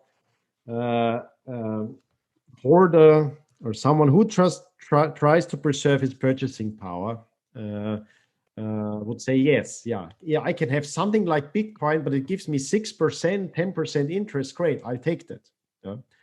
And I think the moralistic, paternalistic thing, what an adult, usually I'd be more reluctant in saying, no, it's a scam. I'd say, do your own research, figure it out if you really think that's the case. And many people might have good intentions because they're experiments, but it's rather the realm of venture capital. And of course, it's a very distorted field generally due to the monetary system, the whole venture field, and it has a different risk component to it. So I think within the distorted structure, I think there's a case to be made for a kind of feeling responsible for the small guy entering crypto. It's a bit paternalistic, so there's a problem with that. It's a challenge if it's personalized. If you say like everyone who is not a Bitcoin core developer is probably a scam artist, and so then everyone who doesn't agree with me is potentially a scam artist. That goes too far. But I think there is a case to be made that there's a useful function to that kind of moralistic, very critical layer of being really strict about how you sell something to the public. Of course, the problem is very much compounded by the distorted structure, that people are really pressed and pushed into speculative investments that are out of the league of their own risk preference. And they are pushed into meme stocks and so on, and crypto by the distortion of their savings, and by making it impossible to save in the currency they earn money in. One has to cope with that. I'm more of the approach that buyer beware, and I'd rather have people learn for themselves by losing money. I think it's not the end of the world if you lose your Bitcoin in an altcoin project. I myself lost a lot of my Bitcoin early on, of course, in experiments, and I think there's nothing bad or illegal with that. It shouldn't be illegal to lose your own money. But I see there's a moral issue. I don't think that it's a big danger for Bitcoin adoption. I don't buy into the fear of this toxicity that experimentation is made impossible by people that are overly moralistic. I'd say, no, I mean, don't care about them. If you don't like that, ignore them. That's okay. That's fine, but just also take that as a warning that people perceive or Bitcoin as something positive and pure and potentially foundation of a more pure society, and maybe that's a fiction and that's a utopia, but still people perceive it that way, and they are not the worst people who perceive it that way. And accept that it's more natural for a human being to be moralistic and to care about things they care about and wanting to protect it. So that's fine. So I don't see this debate as really being very useful about debating it. I think everyone has a different style. I think it's you make a very good point for bringing use cases where you see utility onto Bitcoin. That's fine. There's always, of course, a danger that you bring this kind of risk preference into something that's not meant to be, as the base layer should be, or there's a hope that it'll become a risk off layer for everyone. So it's a challenge, and I understand that people want to differentiate, and I do it myself, between Bitcoin and crypto generally. And crypto for me is much more experimentation. And due to the distorted structure, the heuristic, I think, is correct, that most will turn out to be a scam, in the sense that the promises cannot be fulfilled. And it's experienced that just over time, over all this time, seeing all these promises and believing in them as well, and being a bit frustrated in what turned out to be the end result, and what's really the use of the digital apps and all those experimental use cases, the ICO hype, the DeFi hype, the NFT hype. Still, I'd say I'm more open. I myself have a higher risk preference. I like experiments. I like people who try out crazy things. I have no aversion against NFTs in a very general sense, even though I personally dislike a bit as a preference. It's just a preference, which is not judgment of it. I dislike the status games and so on. But I'm willing to learn and understand if people see value in that. But I also understand why some people care too much about Bitcoin to believe every new promise of a new venture capitalist of great riches that are to be made by something which has to prove its usefulness and hasn't. So I'm fairly skeptical about the promises about the metaverse and so on. And it has all to be taken with a grain of salt. And the incentives are really bad in the whole venture capital scene, and in particular in the crypto venture capital scene. But again, it's a question: who are we talking about? Are we talking about like the hardworking person who's figuring out that he can preserve his purchasing power and now looks where to put his few thousand euros in savings, or few hundred euros if he's in Africa? I'm pretty sad about how the Central African Republic now has the Sango token. Of course, it's not, I wouldn't say that they are evil necessarily, but I'd be very critical. That's too bad because the risk is quite high. One of the poorest countries, people don't have that many savings. I mean, potentially it's just a small elite now speculating, but where's the exit liquidity? Could it be that some very poor Central Africans are the exit liquidity for the Sango token? It's not a new concept. I mean, we are not in 2017, we're not in 2013, we're not in 2011, in 2022. So there is very good reason for being doubtful about tokenization, utility tokens, tokenizing resources, and so on. All these promises. You've just seen so much bullshit that you become reluctant to just accept promises. But still, it doesn't mean I would say, yeah, that's great. If you experiment with it, that's fine. Maybe we will learn something. But if you promise it as an alternative to the regular guy for his savings and not just as a high-risk venture investment of someone who already has millions and millions and we'll invest 10,000 in your startup idea, that's totally fine. Yeah. So I think there's some more obligation towards people who have a big pressing need due to government encroachment on their capacity to save and promise something that's very unlikely that you can fulfill.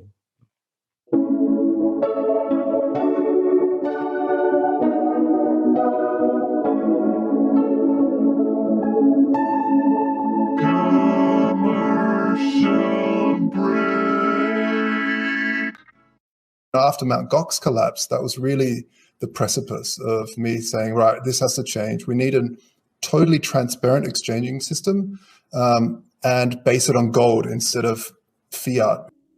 Vaultoro is the hard money exchange which helps you beat inflation with instant swaps between the best stores of value known to man, gold and Bitcoin. Unlike most exchanges, Vaultoro understands the importance of transparency and security.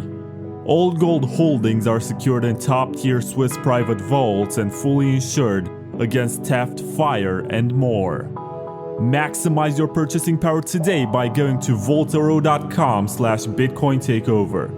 This is not financial advice, but gold has been humankind's most reliable store of value in the last 6,000 years. Do your own research. Use promotion code TAKEOVER for a one-time bonus of 1 gram of gold for the first 50 new customers buying gold with Bitcoin.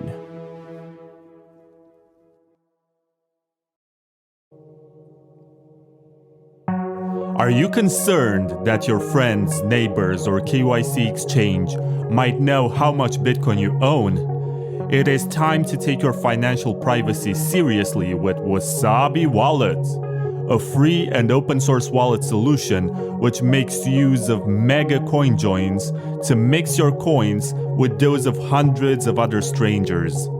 Thanks to the groundbreaking Wabi Sabi engine, your coins get divided in smaller, untraceable units, which grant you great anonymity for both hodling and spending.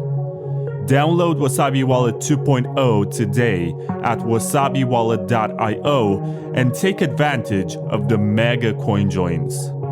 It's free and it's open source, so don't trust, verify.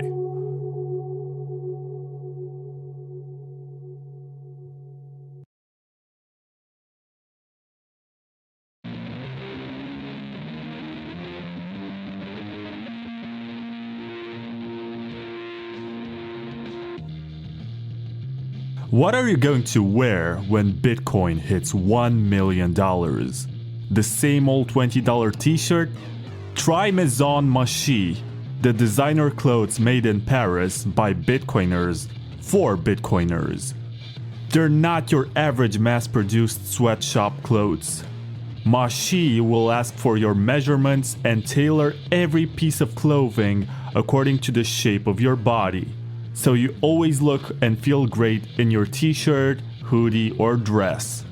It's all made in France by real artisans who also happen to be Bitcoiners, which is why Maison Machi only accepts Bitcoin as payment for their clothes.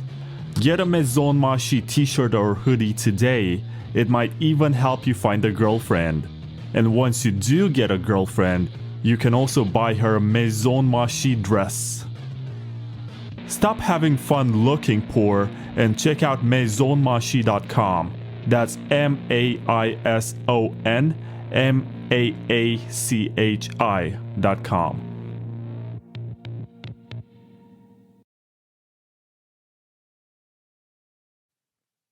I very much understand where you're coming from, and I agree with pretty much everything that you said, but I can also make the case that all of these speculative phases of the market, be it ICOs or NFTs or DeFi with, very high APY, whatever, all of these are very good gateway drugs, if I can put it like this. Because most likely 90 or more percent of the people who invest in these are going to lose their money during the bear markets. The projects most likely will never make a comeback. They will never benefit from the same attention, from the same VC funding, from everything that propped them up in the first place during a bull cycle. And that's when these people will either exit and be like, everything is a scam, this is not for me, or else look for something which is a lot more secure and provides them more certainty.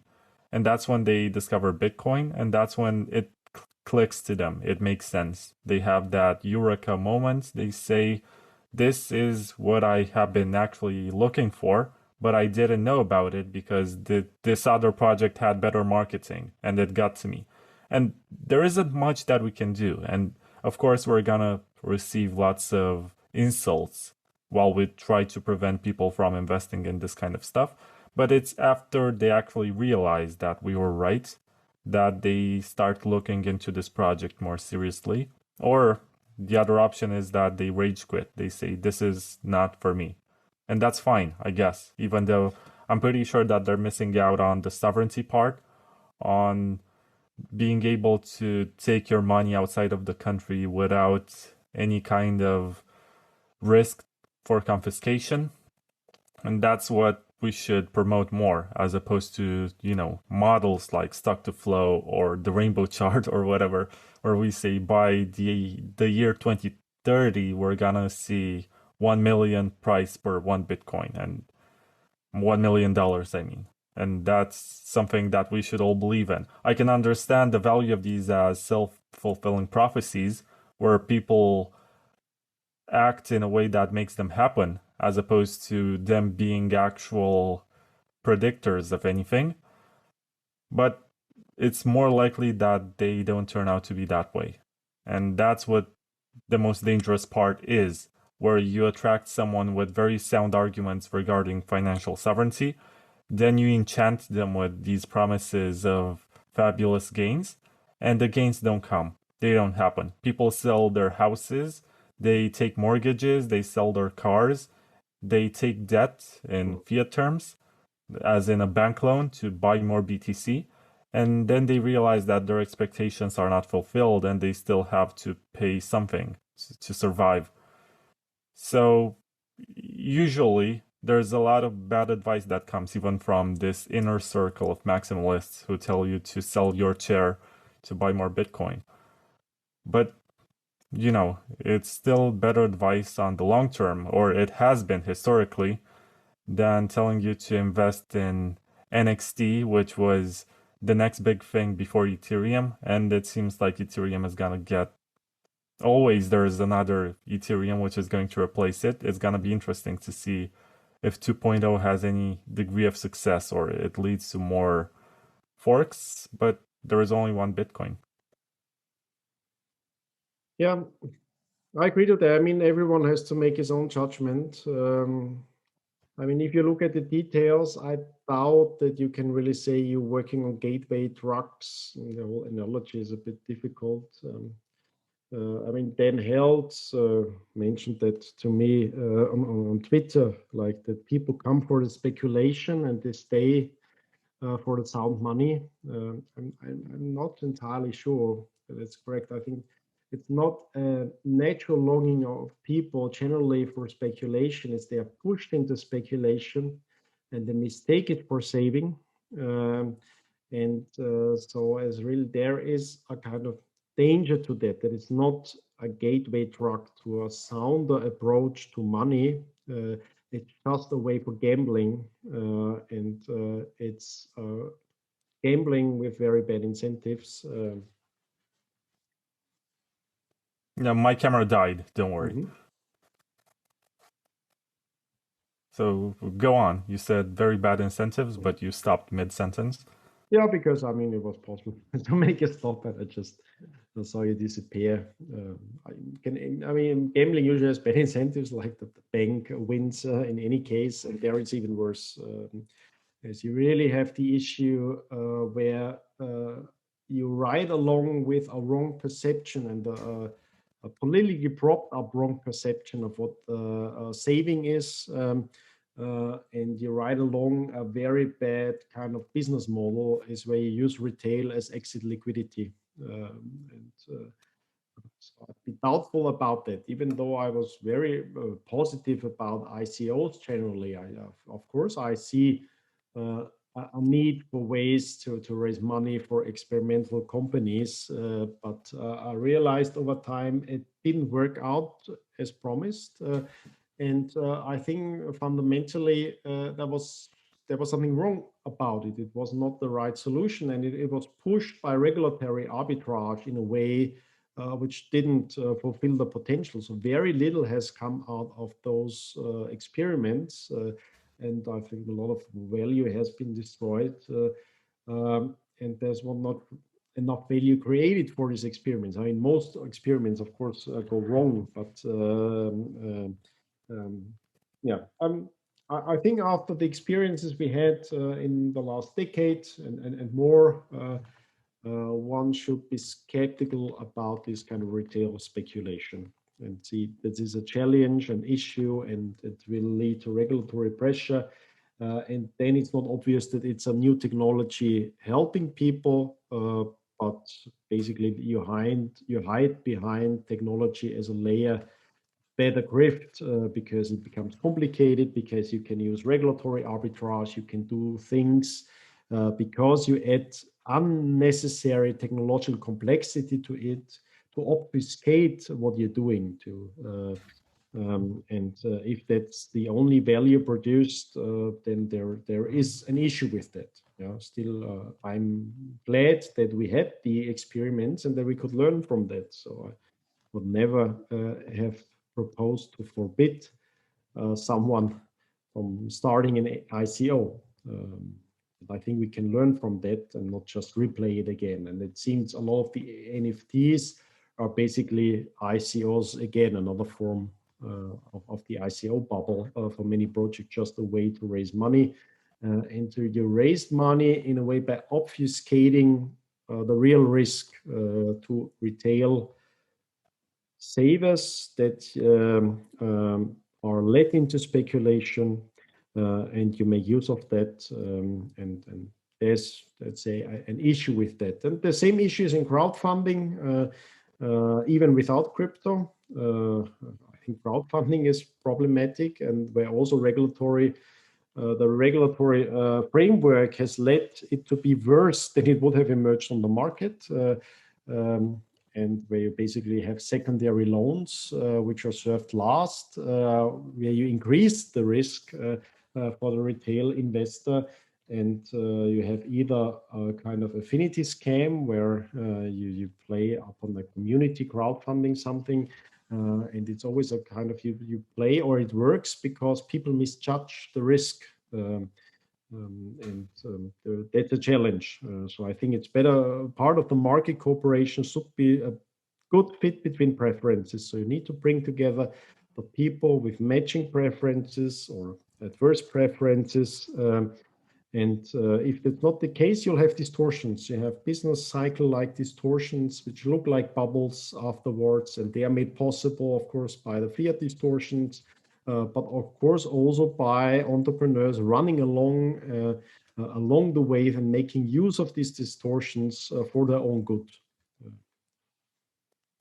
And that will bring reactions. It brought in the history. I mean, in history, we've seen that again and again, that has brought reactions against entrepreneurship. In the most distorted times in history, it had broad reactions, and people perceive the entrepreneur as someone immoral, and that I think would be a terrible outcome if you perceive entrepreneurs in the space as generally immoral people. And so I think some self-regulation is necessary, not in the sense of a regulatory body, but try to be aware of the challenges and try to look for win-win ways and not just deceiving, obfuscating people and then rationalizing it because you benefit of it. I very much agree with that, and it's a lot more elaborate than I would have described, good old scams. But even in this situation, I think last year when I was at a conference, I still saw an ICO pitch, and that was, it felt like a time machine, like somebody opened a time portal and decided to show me something which I almost have forgotten. And it was also funny to see the crowd reactions. Like, nobody was even trying to rationalize the pitch itself. Everyone knew that it was a scam. It was like a dinosaur that basically entered the room. And it was even funnier that the guy who was making the pitch was not aware of what he was doing and what kind of audience he was dealing with. So I'm sure that there's always some part of the world that hasn't heard about these and is going to get super excited. It's super immoral in the sense that here in Romania, where I live, there's this national shitcoin. That's what I like to call it. It's a clone of Ethereum, which added a couple of features. It experiments with sharding. That's the only interesting stuff that it does. But what it did, and what I find scandalous, is the fact that it translated Bitcoin memes to the local language. And it did so in Romania and France. And you'd be surprised to see how successful this was. And it was only because we kept this in the English bubble. And that's what the problem is. That there are people who are isolated from the conversation only because there's the linguistic barrier. And then scammers go to them and then they exploit their lack of understanding or knowledge or exposure to something that we take for granted. And then they profit off of it. They get to that $1 billion market cap and then they hit the news, and that's when there's like a spiral or a snowball effect where it only gets bigger until the bubble bursts and there's the initial investors who sell because they know there's no way this is going to become too successful. This has no actual future. It was always meant to be an experiment, but since they made so much money off of it, why not, sell right now and dump on the idiot who bought after they saw the news about the $1 billion market cap? So that's how it works. And it's also part of the reason why right now, so I hope that by the time I publish this interview, which is hopefully going to be this week, the French magazine, the French translation of the Bitcoin Takeover magazine, which I created, is going to be ready.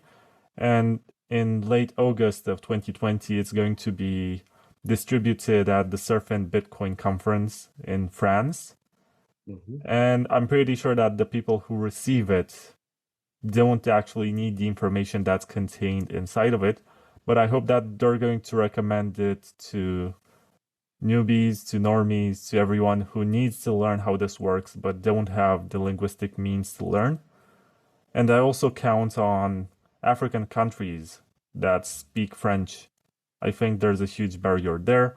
I'm also going to have a Spanish translation, and that's the one about which I have greater expectations, as it's going to get printed for El Salvador, for Chile, for Argentina, and there are all of these Central and South American countries where the education about what Bitcoin is rather poor, and it's lacking in terms of educational materials that are accessible to anyone. And basically, the best way to counter scams is to provide education. And you have to provide it in a language that the person receiving the education can understand. Otherwise, you can spend all day on Twitter calling everyone a shitcoiner, calling everything a scam, but you're not going to actually get through with your argument. because they're convinced by the marketing department of that specific scam project that they're doing what's right and they have a great future and their money is in a good place. So Well, this is what my approach is currently. yes.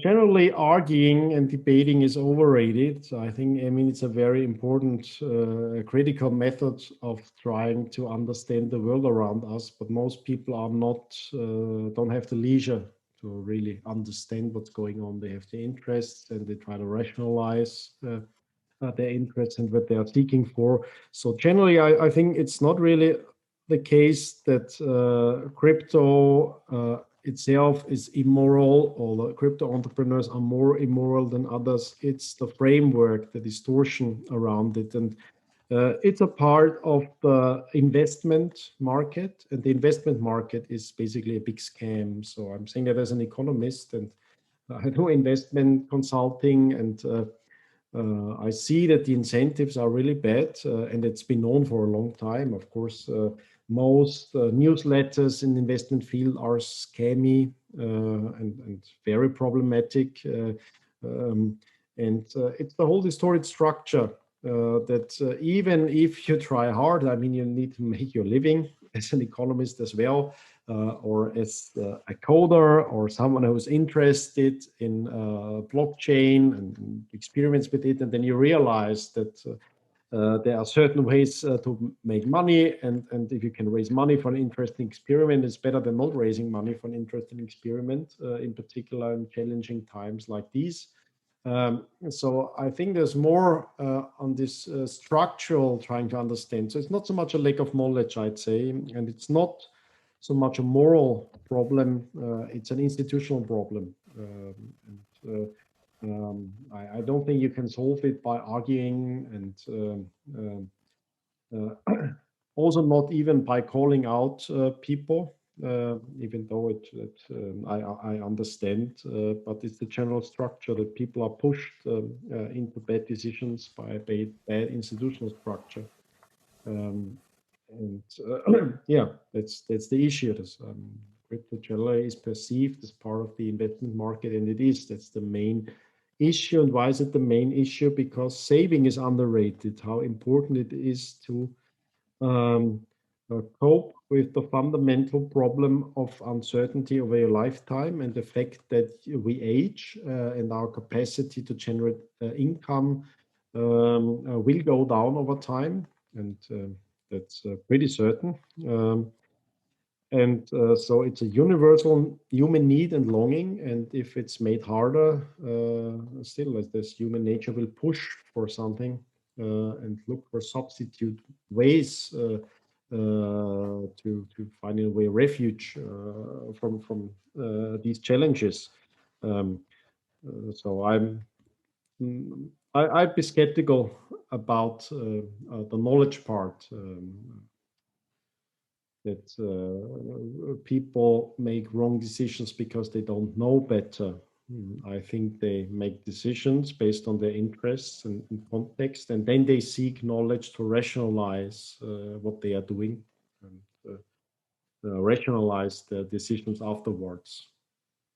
Which doesn't mean that I don't respect the dissemination of knowledge. I think that's, of course, crucial, but I wouldn't expect too much of it. I very much understand your argument, and it's very elaborate for what it actually describes. And that's what scammers usually do. They find reasons. Actually, not just scammers, also criminals. Like, they find a post-rationalization of their action, and they try to justify their deeds according to whatever. They can find anything from a movie to a moral system to a religious preference. Also the people that fall for the scam.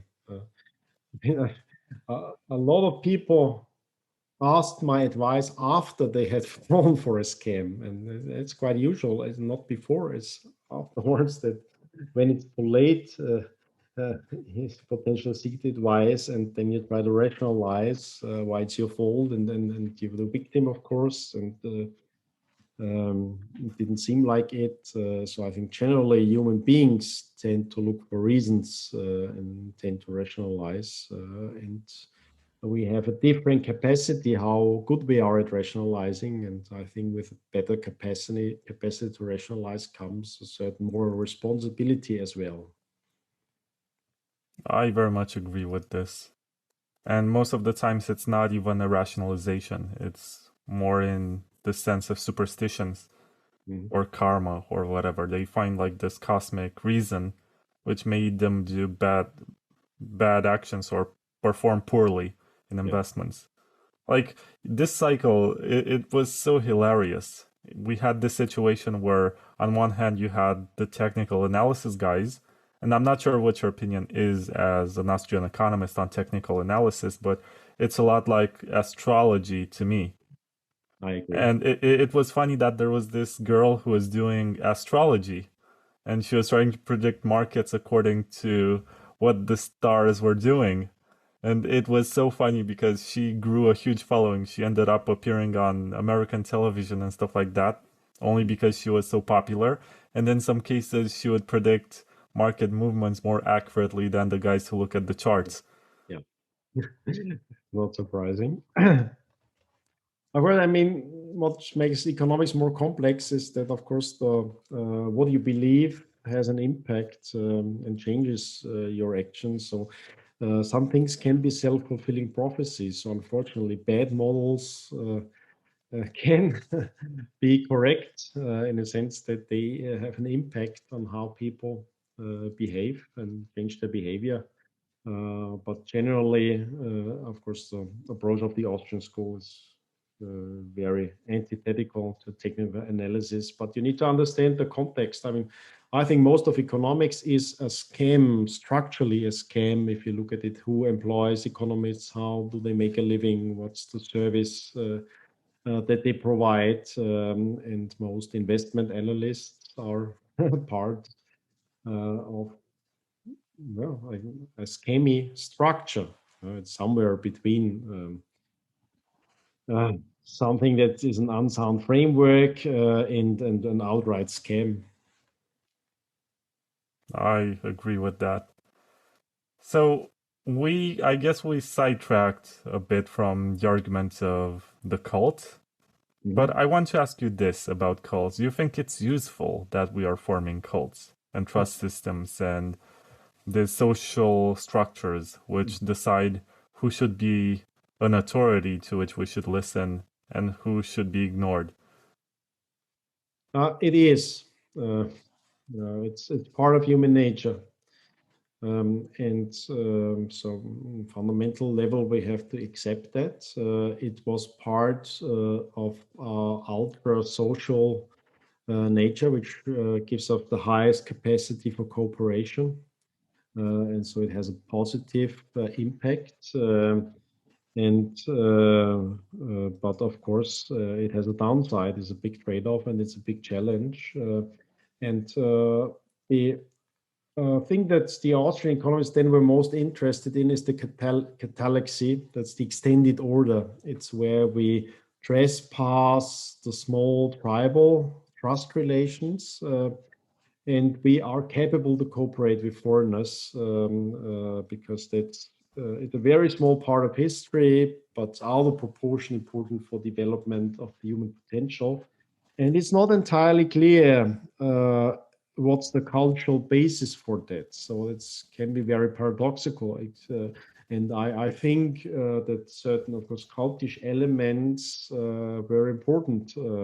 Of course, there was a social history and history of ideas, and even things that may seem to a secular person like superstitions and crazy things have enhanced the capacity to cooperate and made it easier then to cooperate with foreigners. So I think it was certain elements, and we don't always see the alternative because we can see alternative history. But of course, basically, a cult can be the seed of a culture. It's our capacity to have a very abstract layer, which is not blood. So we can be related to other people who we are not related to by blood, and cults are a part of that. It's a link. Religion comes from religio. It's a bond. So we are able to form bonds with other people that are not blood bonds, and that's crucial. And of course, you can form bonds for very evil undertakings, in particular organized violence.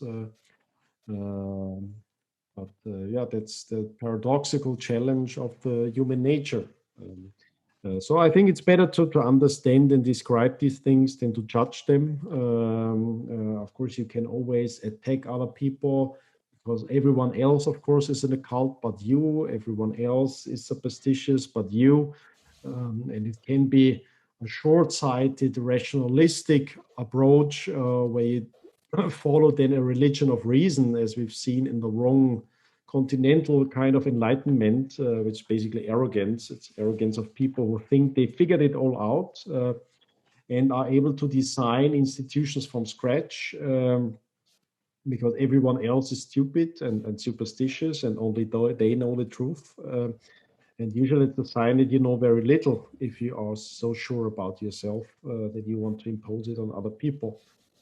So I think we look at history, we have to respect those cultish bonds between people and see some positive in it and still be aware of the challenge. And the challenge is it can limit our potential because the tribe needs the other and potentially the enemy. And if that limits your potential to cooperate, I think that's bad for human flourishing.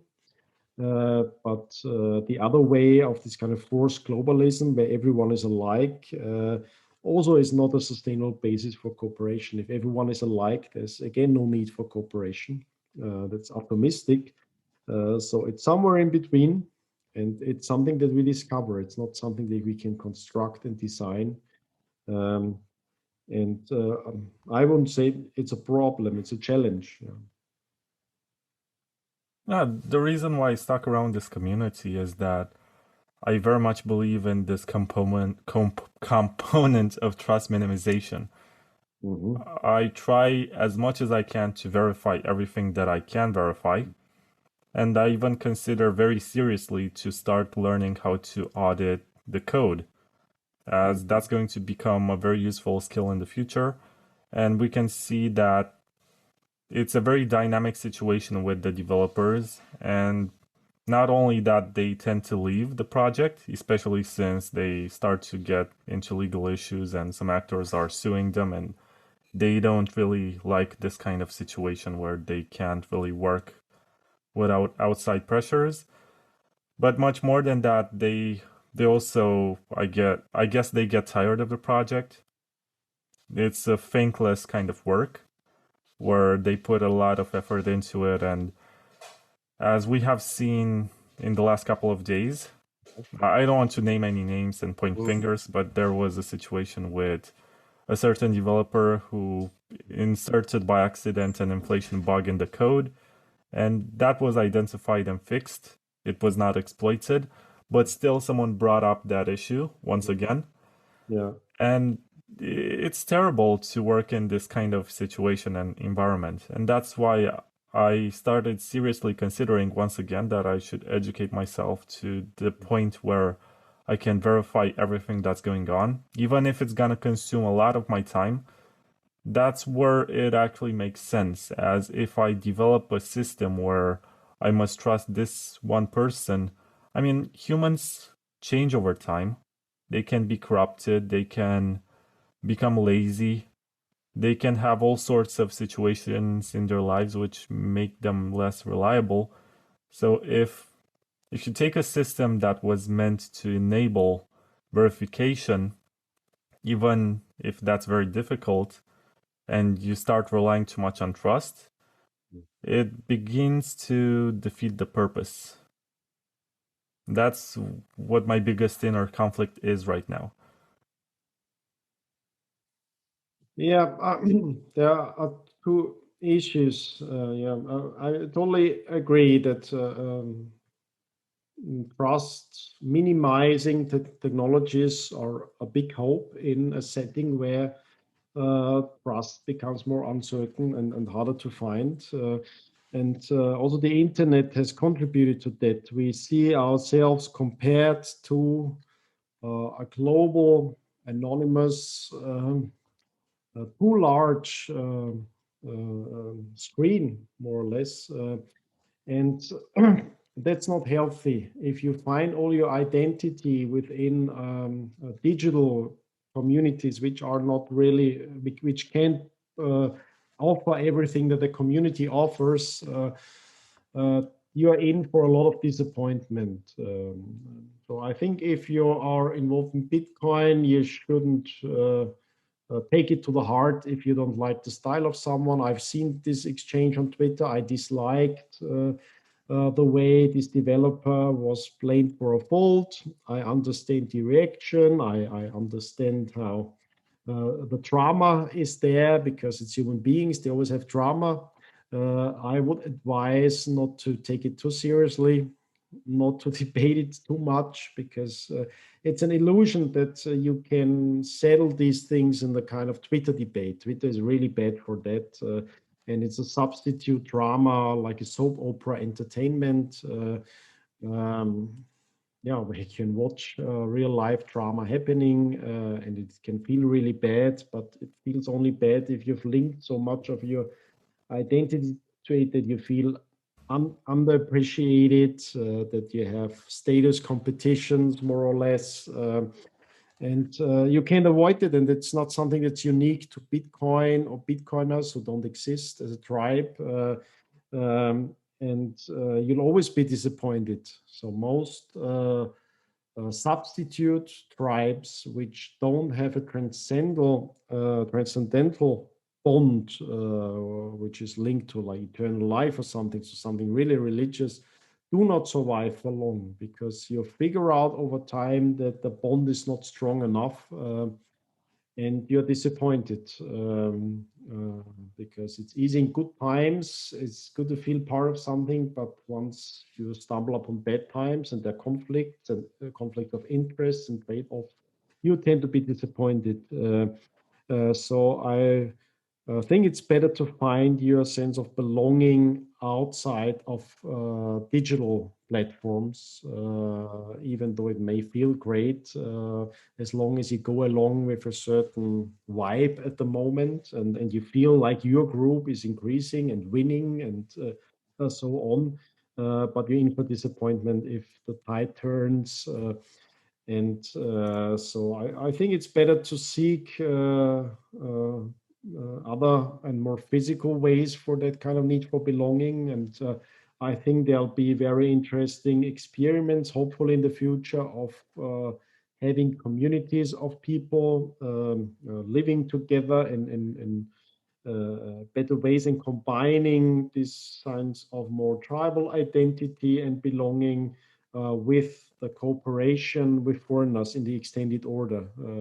And that's somewhere the sweet spot where you don't belong with your identity needs on anonymous avatars on the internet, but you're still able to cooperate with foreigners and don't recluse yourself in a kind of monastery-like homogeneous community where you cut off all links with the outside world because you only seek the pure, very like-minded, who all eat the same and think the same and so on. So those are very old challenges, and it's usually in times of uncertainty, when the institutional order is breaking down and trust is breaking down, that you have all kinds of radicalized cults and identity questions come to the forefront. And I think there it pays to study history and look at that. And it's now in calm times, when you study that, it's really hard to grasp how people can be so crazy. But now it becomes more and more obvious that we don't change that much. We have the very same and similar apocalyptic, strange ideas emerging as we had before the Great Wars. Um, as we had during the turmoil before the French Revolution and the distortion of the monetary order back then. They have a very similar polarizing tendencies among society. There is a tradition within the Austrian school that really tries to understand this religious or theological aspect of political thought. In particular, Erich Voegelin, who was a member of the Mises Circle, studied political religions, looking at ideologies and how they are substitute religions.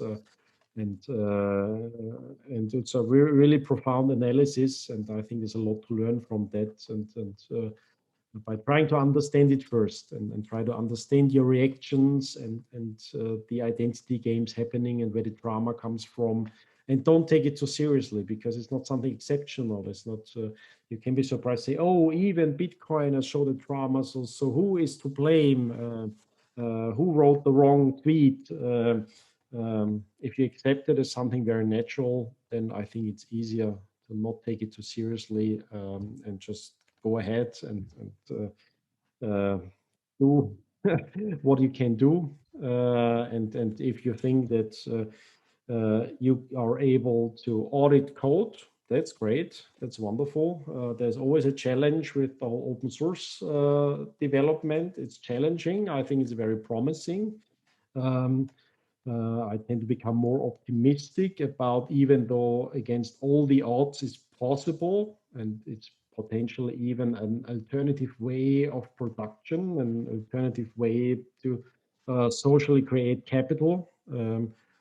So I think there's a lot to learn from the open source movement. I'd say it's not really a movement. It's like a discovery. It's a discovery that things work out even though you don't have a built-in direct monetization.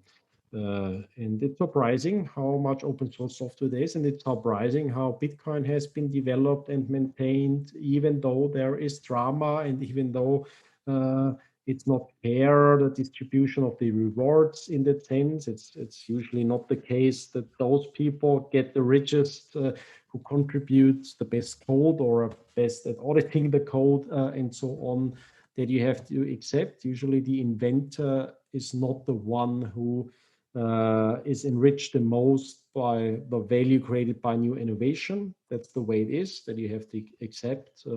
But still, it's amazing how it has worked out. And it wasn't obvious that it would work out without a formal organization, without a head that's behind it and can keep alive a certain ethos of it. So I think there's more positive to it, and of course it can always fail, but I don't think it'll certainly a sign of failure that there's drama, because there'll always be drama where human beings are involved. And it's not obvious that our focus now on these internet platforms is that healthy. Twitter is still the best, but still has very unhealthy signs. It's quite a distortion. And I think one has to realize that there's not something such as a public debate where everyone gets together and we figure out who's right, who has the best argument. That's not how debate works. Debate is something very intimate. It depends on trust. It depends on your capacity to be wrong when you talk to someone else, and not obviously lose status or lose out in other ways, and feel challenged and feel abused and so on. So it's generally an intimate and delicate order where debate happens. And I think this illusion that there's some kind of public debate where we argue it out and the right thing wins and those who are wrong have to be fought doesn't make sense. So it's better to look at Twitter what it is. And it can be a useful tool if you don't take it too seriously and you don't seek all your identity and you don't want to be right and prove something and endlessly prove someone wrong on the internet. You know the meme. Yeah. I think we, with the pandemic, this has increased a lot. This focus on just the digital, and that's not entirely healthy. So I think for most human beings, they need a more different kind of bonds than agreeing about arguments or abstract arguments. And usually those are family bonds or community bonds for friendship, of shared values and shared trade-offs and shared costs. Yeah. Something else. So sorry for changing the topic so suddenly, but I wanted to ask you about Scholarium, which is your project. And I can't really do this because I'm not good at reading German, as the web page is in German, and I suppose that the classes that you provide are also in German. Yeah. But can you make a brief summary of what it is and what you're doing there? Yes, about 12 years ago, I think I realized that the institution of the university is not working, and in particular in the social sciences, it's too corrupted and it has an entirely different function now than what the name suggests. And the name of the university comes from Universitas Magistrorum et Scholarium. And Universitas is a community of the teachers and the learners. And it has become just a community of the teachers, and this has become a community of the certifiers. So it's a kind of cartel to certified legitimate status, which is quite important for the functioning of the institutional structure. But I think it has outlived its usefulness, and it has, in a sense, become corrupted. And this idea of a community of learners, of people trying to find other people who want to understand first, who really want to advance in their understanding of the world around them, which is a tradition that's been very important in history, but always a small phenomenon from the old academia in ancient Greece, and then, of course, the autonomous cities having their autonomous community of scholars and people interested in this tradition of systematically thinking about big questions and doing that in the written form. So I wanted to create a space for that again and to bring back this particular tradition of the social sciences, which I think part of it is the Austrian School of Economics. I think it's a larger undertaking of a general Austrian Enlightenment in very different sense to the French Enlightenment. Most of my writing and teaching is in German, and it's my native language. I think if you really want to understand things, of course, it's helpful to use the language it's written in. You can read the original text, and you can be much more precise. And there are advantages in the German language. So, of course, nowadays almost everything is written in English, but there is a niche. And German is still, I think, an important language for this kind of thought. So it's the traditional language it's written in. And then, of course, everyone tries to find his niche. The Austrian School of Economics emigrated to the United States, more or less. So it has become a new US-Austrian school. It's a bit different. The mentality and culture is a bit different. The context is very different. I'm very thankful to my American friends to having preserved this tradition.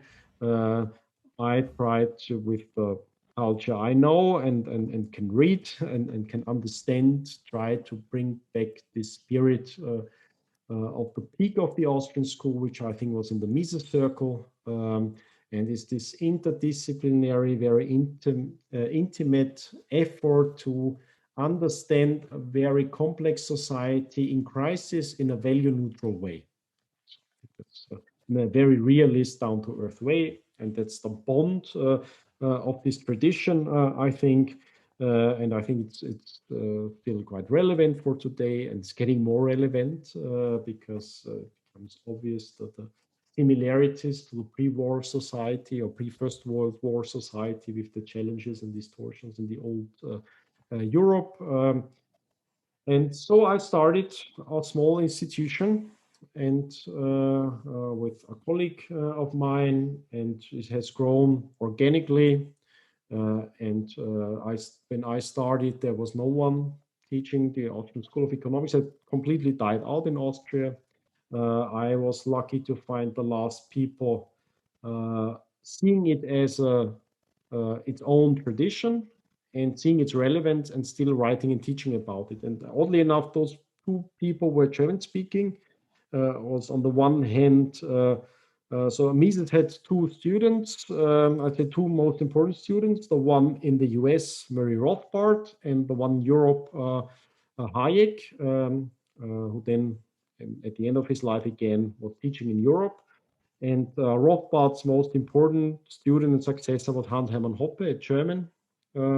And Hayek's most important student in the sense who saw the Austrian school as a tradition, because most students of Hayek thought the Austrian school disappeared. So they moved on to mainstream economics or did something else. And Hayek also moved away from economics, more or less.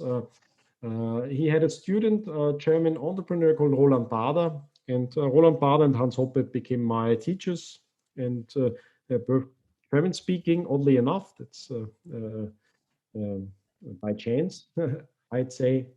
And so I try to bring back the tradition in like a close tradition and bring back what's unique about the tradition. And I'm so since then I've been teaching at the university. I've always been teaching at universities, and I've been quite frustrated about universities.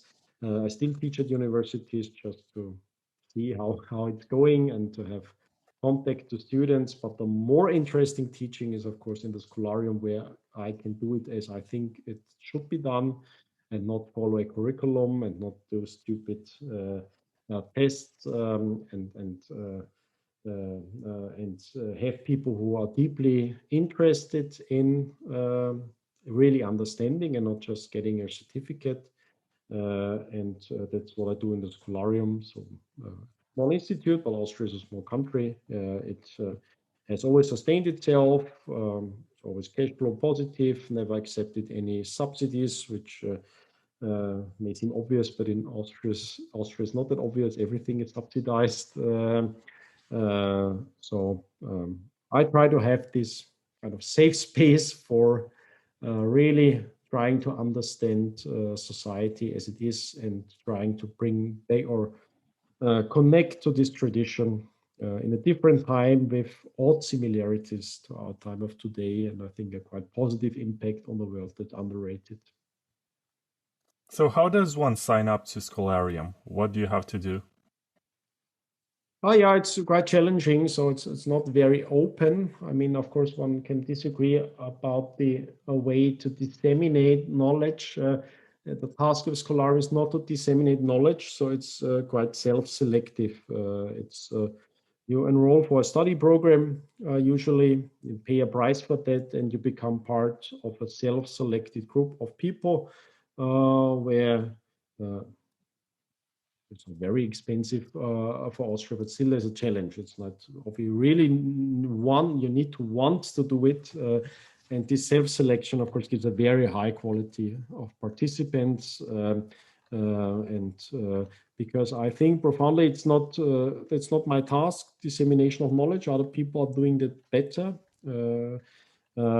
My task is trying to understand and connect to this tradition of understanding, and that's best done at a very high level of intimate reflection, where you're not afraid about your thoughts and where they lead you, but you can be very open. I don't usually market it. It's really people need to really want it, and then they are right. And so you gotta figure it out. And for now, the program is only in German. Okay, so if you're German and you're interested in enrolling to an otherwise lesser conventional education program about Austrian economics, and not only that, all sorts of interdisciplinary social science topics that might help you understand a lot better the world in which you find yourself, I guess you should check out, is it scholarium.at? AT stands for Austria. Yes. Okay, so that's basically your main job. Well, it's always hard to tell. Yeah, it's bit of my main focus. I have quite a lot of other projects, and sometimes they take over more time. I usually also have teaching positions at university, and I have entrepreneurial projects on the side. And I'm also an engineer and entrepreneur, so I've always had some projects on the side, and sometimes they're more passive, and sometimes they take over a more active role. Now, the largest part of my activity is actually entrepreneurial. I'm working with investing and founding, I'd say, Bitcoin citadels, which is really creating communities for people with families to live together, not exclusively, but have a kind of safe space for people with some alignment in their preferences. And the particular challenge of living in Europe under the regulatory uncertainty, if you have a family with children, and looking for alternatives to that. So it's a very challenging project because the uncertainty is increasing. So it's really trying to figure out how, by combining various safe locations, we can provide an alternative way of living that makes sense for a certain group of people that have similar challenges and are looking for a safe and positive environment for raising a family within the uncertain framework of today. Yeah, sounds interesting. So, Rahim, I'm not sure if I have any more questions. This was a very long interview, and I hope that most people will get to this point. If you do, then leave a message there. Say something like, I survived until the end. I survived until the end. Yeah, that's a good one. Or something even more random, like, I like cheese. If you say like cheese, it means that you survived until the end. So how can people follow you outside of the Scholarium project? Sorry, again? How can people follow you outside of the Scholarium project? Twitter, Scholarium_AT.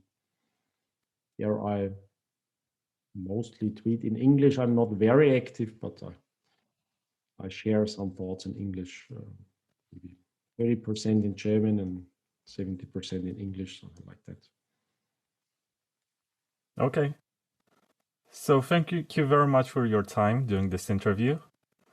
And I hope that we're going to talk more as we get more topics and more stuff happens and the world becomes even more unpredictable and we try to find something that makes sense.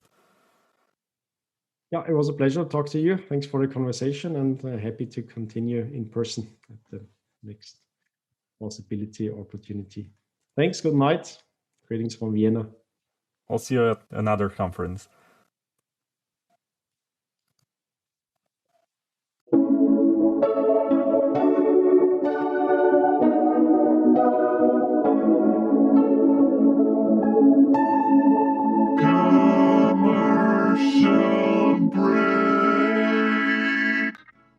After Mt. Gox collapse, that was really the precipice of me saying, right, this has to change. We need a totally transparent exchanging system and base it on gold instead of fiat.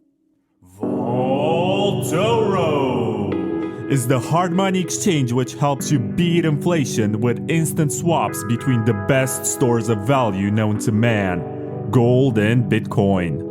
Unlike most exchanges, Vaultoro understands the importance of transparency and security.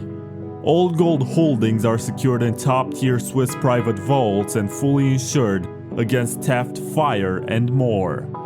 Maximize your purchasing power today by going to vaultoro.com/Bitcoin takeover.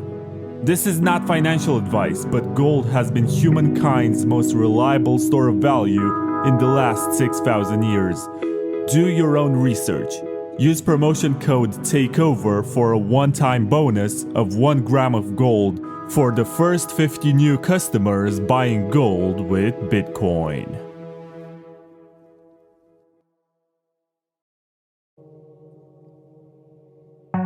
Are you concerned that your friends, neighbors, or KYC exchange might know how much Bitcoin you own? It is time to take your financial privacy seriously with Wasabi Wallet, a free and open source wallet solution which makes use of mega coin joins to mix your coins with those of hundreds of other strangers. Thanks to the groundbreaking Wabi Sabi engine, your coins get divided in smaller, untraceable units, which grant you great anonymity for both hodling and spending. Download Wasabi Wallet 2.0 today at wasabiwallet.io and take advantage of the mega coin joins. It's free and it's open source, so don't trust, verify.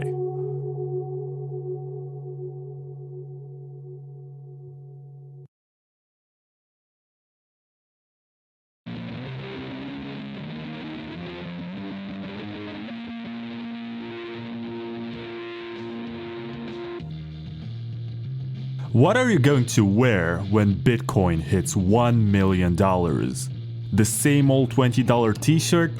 Try Maison Machi, the designer clothes made in Paris by Bitcoiners for Bitcoiners.